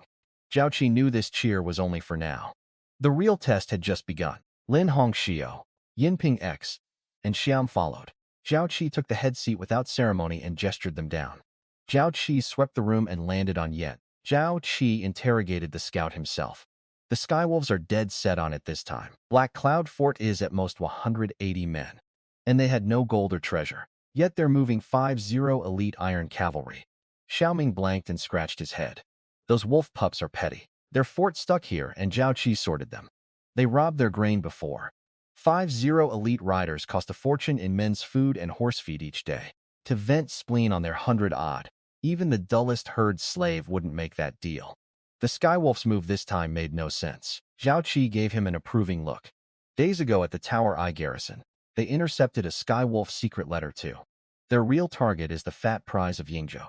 Zhao studied Broken Soul Pass and understood why Skywolf raiders feared it. Every force returning north after plunder had to cross this narrow route. This time, the Grey Wolf tribe massing an army isn't about raiding grain. They're opening the road going south to Yuncao. To the Skywolves, Black Cloud Fort was beneath notice. Zhao Chi stopped wasting words and gave the order outright. They press hard at the front. The rear must be empty. They go by the set plan. Yen drew a deep breath. Zhao Chi did not demur and began naming officers at once. This cavalry is the living eye of the board. Her willow brows arched, hand on hilt, fighting spirit ablaze. Hearing he'd go with him into a hard fight, second chief, Zhao Chi turned to Yen. Take the remaining 150-odd brothers and lie in wait in the dense woods on both sides of the fort. Yin cupped his fists solemn. As long as Zhao Chi Yen have breath, Zhao Chi would let these wolf pups know the might of Black Cloud Fort. Zhao Chi stood, and the worn armor on him seemed to carry the momentum of an army. They ride back to Ghost's Sorrow Gorge first. By the time they reached the number 7 tower, it was deep night. Seeing them return, Lin Hongxiu, and a band of fierce riders behind him especially, a flicker of surprise crossed his weary eyes. He asked nothing and turned inside. When Guilon saw Lin Hong at his side, her gaze paused a moment. That ease of two who fight shoulder to shoulder pricked at Guilon's heart like something small. The alertness of territory encroached upon, but she pressed the feeling down fast. No more time was life now. The Skywolf host goes south soon. Tonight, every tower in Ghost Sorrow Gorge is a target for them to clear. Their few can't hold it, and there's no need to. Zhao Chi pointed at the black mountain woods behind the tower. Zhao Chi looked at the iron tower of a man. He stepped forward, hand on hilt, longing in his eyes. See whether tonight they really come out to clear the tower posts. Outside, the gale wailed like ghosts, whipping snow against the mountainside. The supplies were mostly moved. The herd crowded together, lying down, heads in and rumps out, blocking the wind for each other, sharing warmth. Xiao Huan, not yet recovered, was worn out by the scramble and lay curled asleep against Su Chunyang. Guilon's hands were a little cold. She smoothed the quilt, straightened, breathed out a puff of white, and on instinct went looking for him. The firelight on her face, that briskness, made Guan's heart tremble.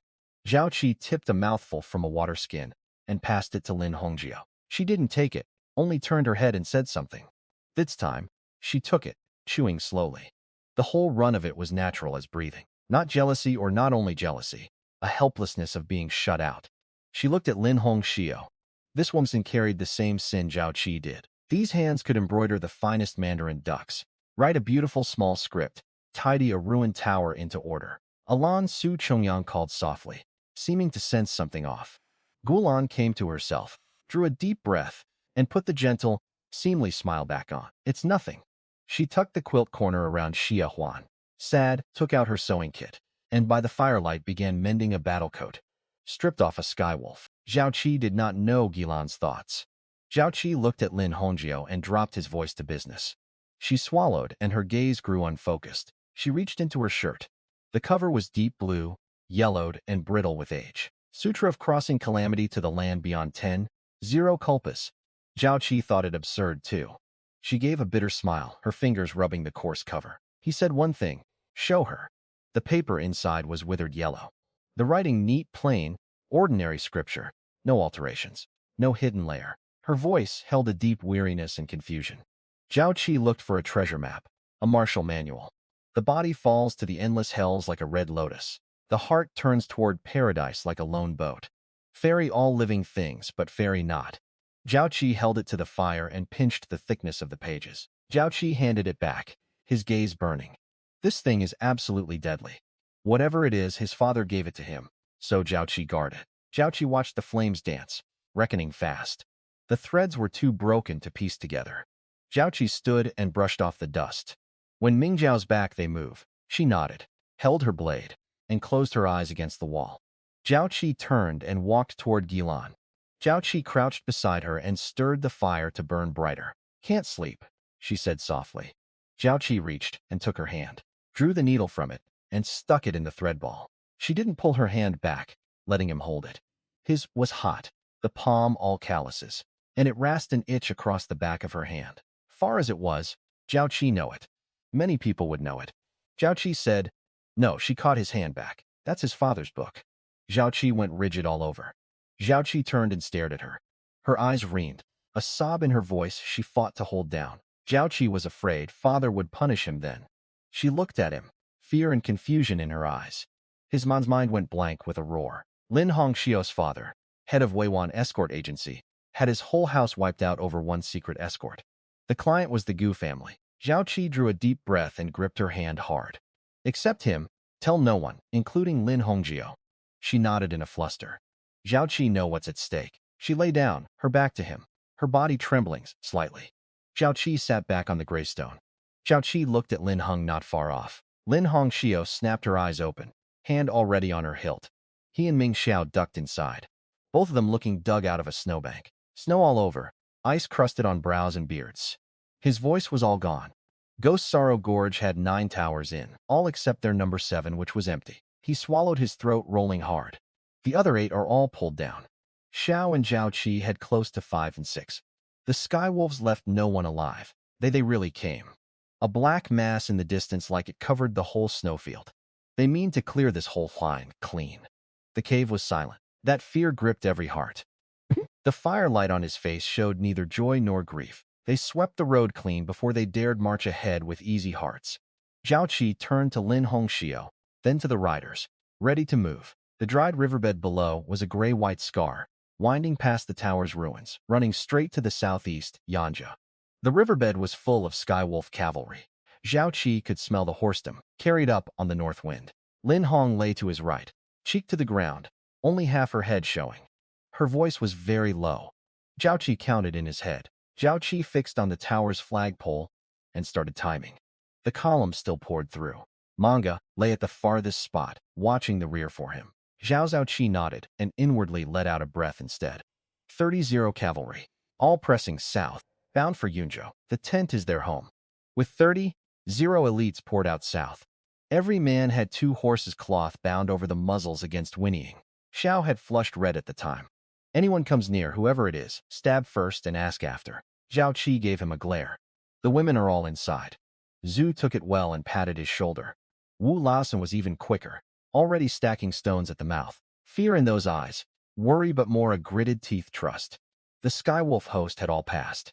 Zhao Chi stood and brushed the chips and snow off his knees. 2 horses, a man, switching mounts in turn. They rode the ridge some 10 mi, then cut down a gentle slope into rolling hills. Hooves on it were hard, left no prints. Zhao Chi looked back, the column strung into a line. Lin Hong rode half a horse length behind his right. 2 horses, a man sparing no strength. North they rode over 3 low hills. The ground flattening, the view widening. No Ning army had ever struck this far. Hold cities, hold passes, hold towers, hold like turtles with their heads drawn in. City lost, take it back and hold again. Zhao Chi raised a hand, and the column halted. Zhao Chi dismounted, lay on the ridgeline, and eased his head out. The sight made even him suck in a breath. There was no counting the tents. These tents clustered by 100,000, their black-red wolf-head totems twisting savagely. Their shafts linked into crude walls. Countless cattle and sheep were pinned between the cart lines, a black mass like a crawling carpet. They moved the whole grassland here. This should be the Grey Wolf tribe's whole base. His voice was cold, his eyes burning. Zhao Chi scanned the vast camp for the key point. Zhao Chi had to find the throat.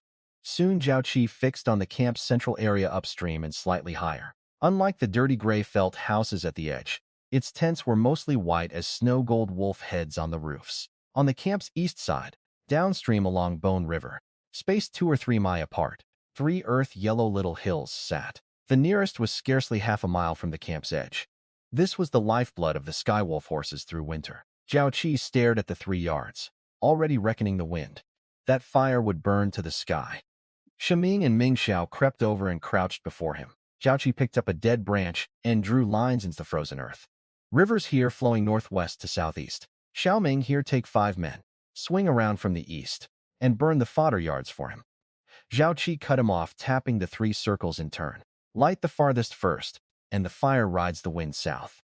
Run straight back and light the second. Zhao Chi looked him in the eye and said it word by word. Half his grin drew in. Mounted archery they trained at their mother's breast. Zhao Chi reached out and slapped his breastplate. A dull thud. Once the yards are lit, charge only the tents. Ming Xiao, here take 5 men work in from the southwest. The livestock are pinned into the cart ring. Shafts linked like a fence. Cut down the lead ram, and the rest scatter on their own. Zhao Chi drew a line in the earth from the camp running south. Let's see what they fight with. Light the yards and its patrols go to the fire. Scatter the herds in the west and south. Need men to hold them. He opened his mouth, then swallowed the words. Zhao Chi stood and ground the lines flat with his boots. Zhao Chi looked at Xiaoming and Ming Xiao. Go south along Bone River downstream. Remember the one they passed on the way. Anyone who's not there in half an hour isn't coming back. Don't make it a farewell. And Zhao Chi mounted and checked the cloth on his horse's muzzle. Tension on their faces. Excitement, fear, but not one flinched. The cloth-wrapped hooves nearly soundless on the frozen ground. Soon he vanished behind the swells. Move only after the fire's up in the east. Zhao Chi sat his horse, eyes narrowed on the distant royal tent. The wind howled past, keening through the dead grass like a dirge for the killing to come. The 10 riders behind him, Lin Hongo among them, all held their breath. A point of orange-red spark lit on the gray snow plain. Then that spark, dragging a long tail, tore across the sky, arced in the wind, and buried itself in the huge fuss stack at the far end. Flames shot skyward, burning half the heavens red. The once quiet gray wolf camp erupted. Shrill horn blasts, panicked shouts. The screams of spooked horses came on the wind. He heard nothing, but he didn't need to hear. He only needed to see. The carts linked head to tail into a waist-high wooden wall. The Skywolves in camp were all in a panic. Women clutching children, ducking from tents, shrieking, not knowing where to run. Meng Xiao fixed on the gap in the ring. A break between 2 carts wide enough for 2 horses, likely used these to move livestock by day. The edge cut from left shoulder to right rib. He charged straight through the gap. The herds were like an ant nest kicked open.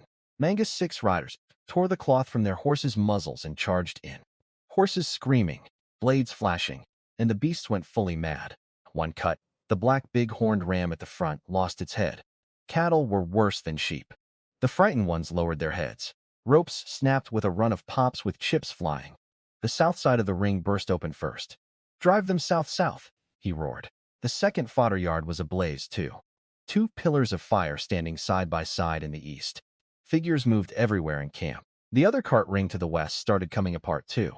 He drove back and forth through the surging herd, gathering the scattered beasts south. Manga's horse trod something soft. A trampled lamb flattened on the frozen earth. An arrow whistled past his ear and stuck in the rump of a cow ahead. He wrenched his head around. Off his left rear, 3 Skywolf riders had appeared from somewhere. He whipped his horse hard and dove into the surging cattle. The 3 chased a few steps, blocked by the mad herd. The rider thrown down and silenced under the hooves in an instant. Mangao gasped, wiped his face. He looked back toward the camp center. The royal tent wasn't afire yet. Fire raged in the east. The whole camp torn open through the middle. Zhao Chi lay on the mound watching the royal tent area. When the first fodder fire went up, the tower sentries began blowing horns. When the herds burst, the second patrol couldn't hold either. 5 men guarding the whole royal tent area plus 4 tower sentries. Zhao Chi looked back at the 10 riders. Lin Hongo had her blades drawn, the edges glinting dark red in the firelight. 12 riders poured from behind the mound, driving straight at the royal tent area. Zhao Chi could see the terror on their faces. Zhao Chi drew a deep breath and unslung the short bow. The 10 behind him drew as one loose. His took the nearest sentry in the throat. The other 3 sentries took arrows almost the same instant, all dead. The 5 riders charged head-on at them. Lin Hong lay flat on her horse near fused with it. She pressed hard left near hanging off the horse's flank. In the instant they crossed, her right blade rose from below, skimming under the warrior's horse belly. Her left blade turned wrist and swept level. His eyes still glared, blade still raised, but the whole man froze on the saddle. The blood on her blades flung to a red line by the wind. Zhao Chi had no time for that side. The second Skywolf rider was already on him. The edge sank 3 inches, caught on a rib. He gave a shrill scream and fell spasming from the saddle. Zhao Chi wrenched the blade free, drawing a spray of hot blood across half his face. Each held an iron-rimmed round shield in the left hand, a short blade in the right, the shield guarding neck to waist. He came forward instead of retreating. The tip stabbed precise into the inner thigh, where armor doesn't cover. The second Skywolf was fiercer. His horse seemed to have a man's cunning, cutting back and forth in the ring. One of his riders chopped from the side. The blade hit the shield, sparks flying. The man screamed toward the air, blood from the stump pouring on the horse's mane. The spooked horse bolting off with the crippled rider out of the ring. The Skywolf wheeled, stooped, and drove the blade into the back of his neck. Hangzhou. She'd already killed her way back. She fixed on the nearest Skywolf, her blades flying up and down, left splitting the shield, right curling around it. That moment, her right blade stabbed through the gap between shield and neck, the tip punching through his windpipe. Black blood surged from his mouth and he pitched off the saddle. Seeing their comrade dead, the last 2 Skywolves broke formation. He threw his shield down, gripped the short blade two-handed, and charged Lin Hongshu howling. She met him head-on, left blade blocking the short blade, right sweeping across. The ring pommel blade came down full force on his shoulder. The shoulder collapsed. The short blade dropped. She wheeled back and drove a blade into his heart. The remaining 7 riders followed him, straight at the huge white dome. The wooden palisade gate stood wide, empty inside. The guards gone. Zhao Chi hauled the res. The horse reared, clearing the blade. Zhao Chi swung down, kicked the body aside, and charged into the tent. It was bigger than it looked from outside. The dome high, held on stout wooden posts wrapped in gold thread, felt embroidered with wolf totems, the king leading them himself. Zhao Chi strode over and threw the curtain aside. The petition held a dozen large wooden chests, lids half open. Beside them, several leather pouches open, showing gleaming silver ingots of the finest grade. Zhao Chi knew the shape of that horsehoof gold. Wherever it came from, grab it. The men blanked a moment, then swarmed in like madmen. Gold jammed into armor, into saddlebags. Jewels poured down boot shafts. Lin Hongo charged in too, straight for the huge tiger-hide throne.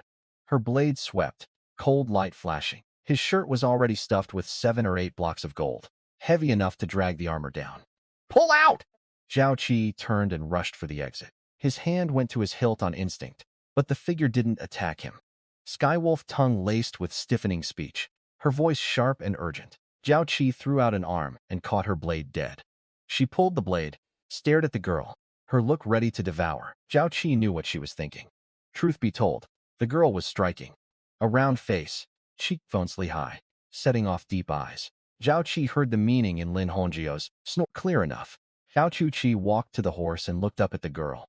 She gripped the man hard, but no fear in her eyes. Zhao Chi clamped his heels, and the horse shot off screaming.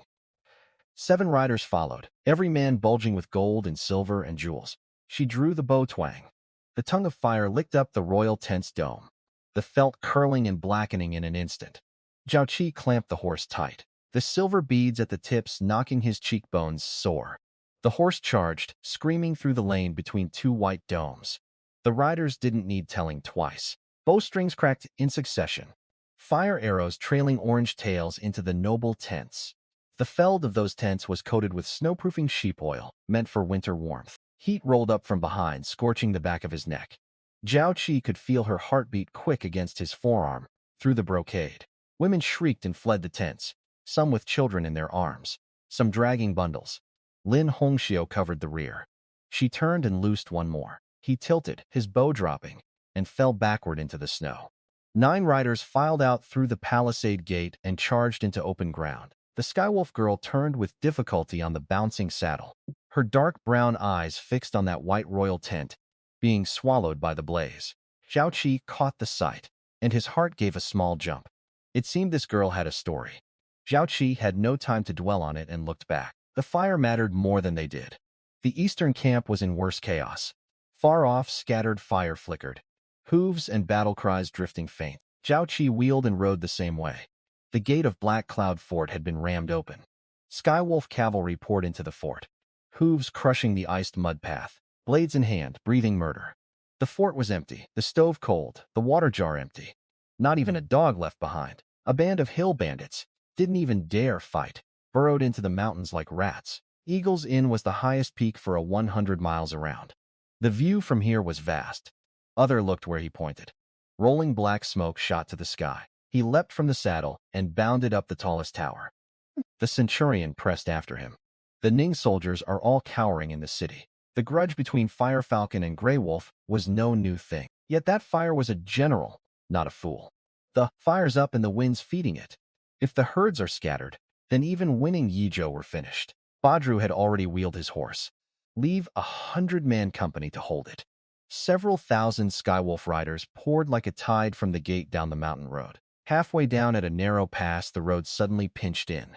Yin Ping lay behind a jutting rock, a rope thicker than a thumb gripped in his hand. In the deep woods on both sides, 150 Black Cloud Fort brothers held their breath, lying in the cold snow hollows. No one spoke, no one stirred. The rumble of hooves neared. The ground trembled, snow sifting down. Those elite riders whipping their mounts screaming, wholly unaware of the death overhead. Wait for the main body to pass, then cut their tail. 150 bandits cutting off the rear of several thousand Skywolf riders. Everyone wanting a step faster. That was the Skywolf's hardcore teeth. The baggage train and a few hundred riders covering the rear. Yin watched the last main body rider vanish at the bend, watched the few hundred rear guard press fully into the pass. Yin roared, the sound echoing through the gorge. The Skywolf rear guard looked up.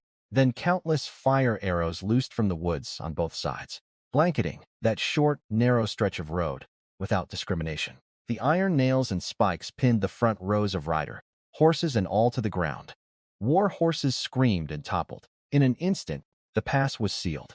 Fire arrows poured down from both sides of the wood like rain into the crowded column. A dozen riders wheeled at once and loosed into the trees. Arrows thudded into trunks and rock. A brother beside Yin gave a muffled grunt. An arrow shaft in his shoulder tipped back and rolled from behind the rock. The Skywolf's arrows were accurate and vicious. These beasts blocked in a pass, and they could still mount a counter.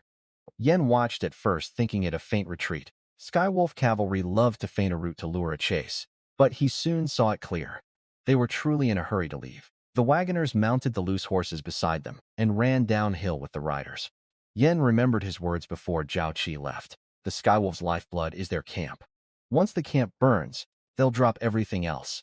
The baggage train is the soft spot, but don't corner them. The brothers in the woods roared up from the snow hollows and poured down the slope into the pass. Yin was first into the pass. A few trapped wagoners scrambled desperately through the gaps between carts. One heard the noise behind, whipped around, and chopped his curved blade at Yen. Yan's short blade came down at a slant, the tip opening a gash on the wagoner's forearm.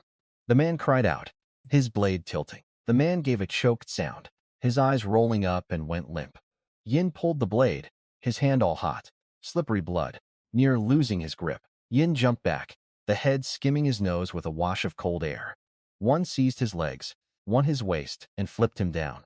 3 blades stabbed him together. He'd already pushed the men through the pass, chasing down the mountain road. The Skywolf cavalry ran fast. High-ground bows and crude crossbows worked at the wagers' backs. 7 or 8 more toppled from their mounts. The rest gave up on the grain entirely. They reined in, turned, drew, and loosed 2 arrows at the pursuing Yen and his men. One took a brother on Yan's right in the thigh. His head buzzed, and he dropped low on reflex. Those 2 done shooting didn't linger either. Their turn and shoot clean and practiced, the main force running ahead. Their task was to go save the fire, not to fight bandits on a mountain road to the death. He looked back. Fire still burned in the pass. 7 or 8 carts overturned. Grain sacks scattered, some ablaze, some fine. He looked at his spoils. Anything usable, haul it off. Yin stood in the road and roughly counted. Dozens of Skywolf bodies on the ground, 5 or 6 unwounded horses, grain sacks strewn everywhere, less than 3 parts and 10 burned, most still fine. Someone came stumbling down the fort path, half rolling, gasping like his last breath. the scout he'd sent toward the fort, a small underling named Sangio. The Skywolves didn't all leave. Night had long since fallen full. The moon hid behind thick cloud, leaking only a gray smear of light. The poplar would finally show ahead. From the Grey Wolf camp to here was exactly 30th their rally point. The horse staggered, nearly buckling. 10 more miles and it would drop on the road. The hooves behind stopped in turn. Zhao Chi looked back and counted heads in the faint moonlight. Besides the 3 killed or hurt, 2 had gone missing in the run. Zhao Chi swung down, his boots hitting the ground, both legs weak, knees near giving. 30 insides on the saddle had rubbed the insides of his thighs, raw. Zhao Chi could feel the cloth stuck to skin, likely worn through. Zhao Chi turned and reached up to the Skywolf girl on the horse. She didn't take his hand. His reaching hand froze in the air. Zhao Chi drew it back and rubbed the dried blood off his fingers. The horsehoof gold stuffed in his armor dug into him. Zhao Chi reached in to shift it. The Skywolf girl stood where she was, her 2 braids at her chest, silver beads and turquoise clinking in the wind. She seemed to hesitate whether to come over. Her hand clenched the brocade robe on her knees. They carried off the women too to cook for them. Her lips pressed to a line. Zhao Chi was just a girl from an ordinary firefalcon family. His father herd sheep. His father charged them with his herding whip. 1 stroke and he was down. Zhao Chi was taken to the Grey Wolf camp, held over a year.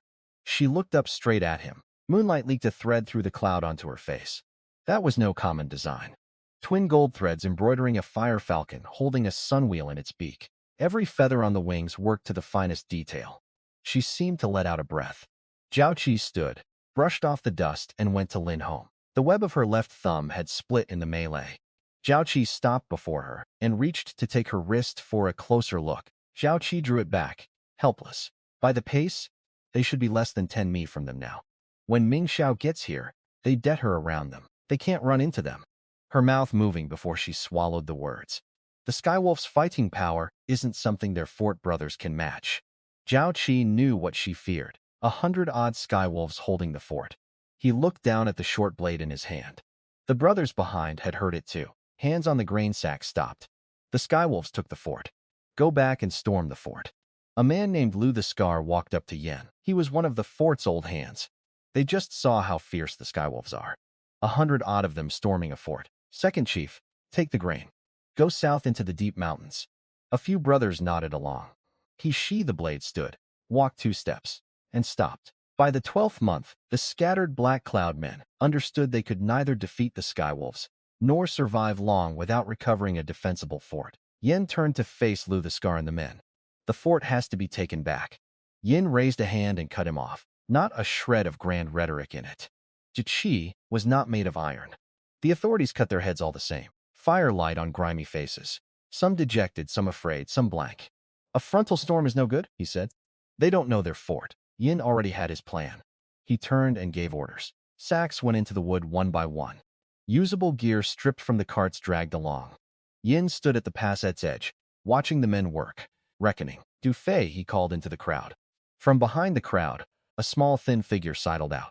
A sharp-featured face, high cheekbones, sunken sockets, eyes darting. He walked without a sound, steps light and quick on the balls of his feet like a cat. He crossed walls and roofs like flat ground. The highest courtyard wall he was up with 2 kicks. No household had escaped his visits. That was why he'd taken to the mountain. In fact, caught robbing a county submagistrate's house. Du Fei crept up to Yen, neck drawn in, and gave a little grin. Yin carefully undid the cord and opened the oil paper. The Skywolves took the fort and have been at it half the day. Zhao Chi reckoned it's near cooking time, Yin said, watching his face. He didn't need Yin to say more. He understood what it was. Yen pressed the packet to his chest. A frontal storm is death. Du Fei still shrank back, hands in his sleeves, not taking the packet. Yen watched him, his eyes turning, and changed his tone. He took the packet back and laid a hand on Du Fei's shoulder, drawing him half a step closer. This is the moment the fort lives or dies. Zhao Chi could not promise much, but a small squad leader is no trouble. A squad leader only manages 4 men, Duff said. Duff took the packet with a grin and weighed it. Duff tucked the packet into his shirt and turned up the mountain. A few steps on, he looked back and called. He brushed off the snow and pressed his ear to it, a full 50 breaths. This passage was a hidden fallback left when the fort was built. He shifted the top stone a crack, put a hand in first, felt the wall dry. He curled into a ball and squeezed in. The passage was narrow and low, room only to crawl. About 20 jong, the space suddenly widened. The exit, a loose board set under the floor of the fort's back woodshed. Faint voices overhead, unclear but not close. He swallowed, braced both hands, and pushed slowly. He shifted, arched his back, pushed with a shoulder. He stopped, waited 10 breaths, a few logs rolling down onto his arm. The woodshed was black. No one. The door stood ajar. A thread of firelight through the gap. The firelight came from the front fort direction. Several rows of houses off, torchlight flickering on a wall. He ran the fort's layout through his head. The front fort one was the hardest. That side surely had the most men. He decided to start with the easiest. The back fort was black as pitch. He held his breath, past the doorway, weightless. The stable, dozens of horses tied inside, one pawing the ground and snorting. He stopped, crouched, and drew the packet. He crept over and lifted the board a crack. He set the board back and wiped the rim with his palm to clear any residue. The kitchen was on the east, beside a row of storerooms. Every tripping stone, every corner pit, he knew. But the east was much brighter than the back. A fire burned at the kitchen door, lighting a patch a dozen steps wide. Holes stood by the fire. A whole sheep spitted over it. A stick in his hand, likely for turning the sheep, near dropping to the ground now. Duff watched him 20 breaths. The kitchen well was behind, and reaching it meant crossing that firelit patch. He looked left, then right. He'd walked a dozen times, stealing cured meat. He dropped low and slid in shoulder first. He steadied it fast, set it quiet, went on. The alley's end was the kitchen's back wall, a big gap at its base for draining slop water. He crept over, drew the packet, pinched powder into the well. He wiped the rim clean. The Skywolf still slept, head lolled to one side, mouth ajar. The hind leg facing him, skin crisp, fat still running, gleaming in the firelight. He glanced at the Skywolf again, dead to the world. From that angle, the Skywolf's back was to him. Every step on firm ground, avoiding the wood chips. He looked back, not woke. He drew his dagger, the edge glinting. He pressed it low fast to kill the reflection. The tip went to the joint at the top of the leg, feeling along the seam. The roasted fibers had loosened. Force would set the edge ringing on bone. He stopped and looked round. The Skywolf grunted and tilted left, his heart hammered at his ears. The Skywolf's head lolled the other way, lips smacking as if chewing in a dream. Inside the occupied fort, Dufay quietly cut an entire roasted hind leg from its frame, caught it before it fell, and hid it under his arm. The scalding fat burned through the thin shur into his chest, pain shooting up to his skull. He pulled the leg out and held it one-handed, dagger in teeth, eyes darting. He spotted a hemp sack by the fire, the kind the Skywolves used for rations. Footsteps behind, heavy boots clacking. Every hair on him stood. No time to run back. The steps were near the corner. A man came from the front for direction. A stout Skywolf, broader than the one by the fire. A curved blade at his waist, red cloth on the hilt. He stopped, then cursed something. Skywolf speech like stones rolling in a throat. He was cursing him out. Zeus Skywolf woke at the shout, jerked his head up, drool at his mouth, not yet wiped. Duff lay on the roof, the corner of his mouth curling. The sleeper drew his neck in, muttering something, seeming to plead. The braided one didn't buy it, cracked, a slap across the back of his head. The braided Skywolf turned back and let loose another long roar, a pitch higher than before. The muscles of his face knotted, veins standing on his neck. Duff lay on the ridge, eyes tracking down, shoulders shaking, near, sick with holding and laughter. Not a word understood, but the scene was too familiar. The world's ways of cursing were all the same.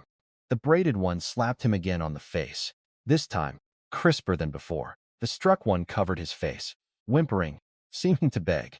The struck one nodded like a pecking chicken, and bent to strip the sheep off the frame. The braided one stood with hands on hips, snorting, the anger not yet gone.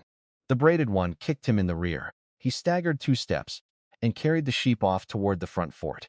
The braided one followed, looked back once at the fire, and strode after cursing. A toe to the wall for a push, and he landed weightless.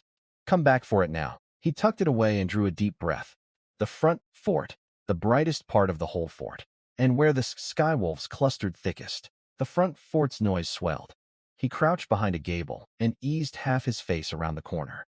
4 or 5 fires lit the front fort, clearing bright as day. The hall's great doors stood open, torches inside. throwing swaying figures. Several skywolves crowded round, tearing at it. His gaze crossed them to the well. To reach it, he had to cross at least 15 steps of open ground. Worse, the well faced the hall door dead on. Left of the hall ran a low wall, a few posts propping a fragment of roof. Low wall to well was 7 or 8 steps. He looked at the skywolf's positions, most clustered by the south fires over 20 steps from the well. He needed something to pull their attention away. A few fist-sized chips of rock at the wall root. He picked one up and waited. A thread of dull red light through the crack. A brazier inside, it seemed. He pushed the crack open silent and slipped in. He first mapped the room. The window on the north, its shutter loose, pushing outward to open, facing the back fort, the alley he'd come by. He went back to the door crack and checked the clearing. The skywolves still eating and drinking. No one looking his way. He drew back, took out the packet, and gathered the last dose carefully into his left palm, fist closed. The smoke thickened, the straw's edge glowing dull red. The sheepkin over the straw caught, and the rank scorch rolled out at once.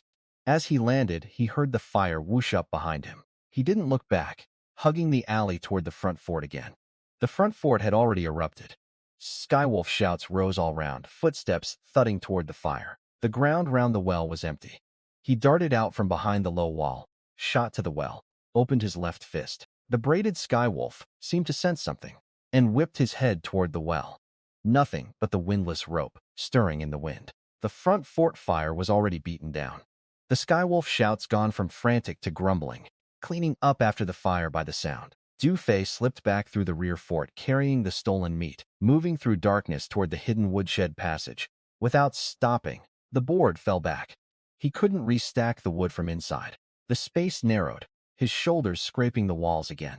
It shifted, night wind pouring in, cold enough to make him shiver. He looked up, still no moon, the slope black, wind rustling the dead branches. He twisted the sack open and pulled the leg out. Cooled some, but still warm. The fat set to a thin film, the meat beneath still steaming faintly. Fat and lean marbled, the fat melting in his mouth. Heedless of the rough path, he turned his back to the wind, shielding the leg in front to keep it from cooling too fast. Let those skywolves drink this water and see what came of it. 4 or 5 miles down, firelight showed through the pines ahead. Broken Soul Pass. The past century knew him and let him in. Yin still crouched under a rock face at the pass edge, as if he'd never moved. Second Chief, 3 wells, not one missed. Yin looked up and studied him. Second Chief, Zhao Chi did it beautifully. Now hurry and think about his wife. He frowned, leaned close, and sniffed hard twice. A thick of mutton came off Dufay's mouth. Duff quickly changed the subject, crouched beside him, elbowed his sleeve, and dropped his voice. The skywolves drank the well water while it poisoned them dead. Zhao Chi risked his neck slipping into Dosit, and all it does is give them the runs. Never mind lifting a blade. Duff listened rapt, mouth open. He stared at the black ridge across the pass, but not like a man looking at a mountain. Not fierce, not hating, more like remembering some old thing. Duff tilted his head and watched him a while. Second Chief, Dufay said slightly. Yan's gaze snapped back, the softness gone from his face in an instant. Duff drew his neck in, shut up sheepishly, and shuffled half a step off. The brothers huddled in the windbreak, some dozing against the rock and ragged coats. Yin walked into the crowd and rapped a stone at his foot with the scabbard. The sleeping woke. The waking looked up. The powder's down, Yin said, sweeping the group. 3 wells, not one missed. They take the fort back. Less than half these brothers had truly seen blood. The rest were mountain hunters, runaways, drifters. Cutting men and cutting firewood were 2 different things. When the dose comes on, they can't use their strength, Yin said again. The chieftain and Sergeant Zhao took 20 men and gutted the skywolf's old den. They can't have them come back and look down on them. When the small hours come, follow him. The brothers scattered, rustling as they read it, a bad feeling on him. Sure enough, Yin turned and came over, back in through the passage and opened the gate. Duff rolled the words on his tongue. Duff sighed, sheathed the dagger, stood, and worked his wrists and ankles till the joints cracked in a run. The mountain wind had eased, but the cold bit deeper. Breath fogged white before the face and vanished in a blink. The snoring inside was louder than at dusk. A stone in his chest dropped. He went straight for the front fort along the eave shadows. The fires in the clearing were dead out. The hall door was shut, black inside, not a light. He rounded the clearing and made for the gate. The fourth opened outward to watch the road. Straw mats waited with stone on the roof against wind and snow. The right tower was dark. He was thinking it over when the figure moved. The man stood, swayed, gripped the tower rail with one hand. Duff heard a low mutter, Skywolf speech, slurred like a mouthful of cotton. The man held the rail and shuffled toward the ladder. Du Fei saw it clear. The man's strength was mostly shed. He came off the ladder, stalling, staggered as his foot hit the ground, his shoulder ramming the wall post with a grunt.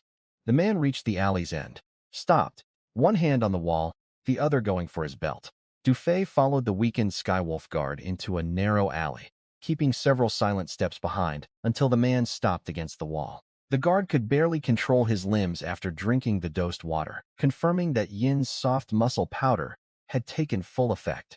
Du Fei covered the man's mouth, drove his dagger into the side of the neck, and lowered the body quietly before anyone heard. He returned to the left watchtower, climbed the old ladder slowly, and found the remaining sentry nodding beside an empty water skin. The drugged sentry mistook Du Fei for his comrade, barely opened his eyes, and died before he could understand the mistake.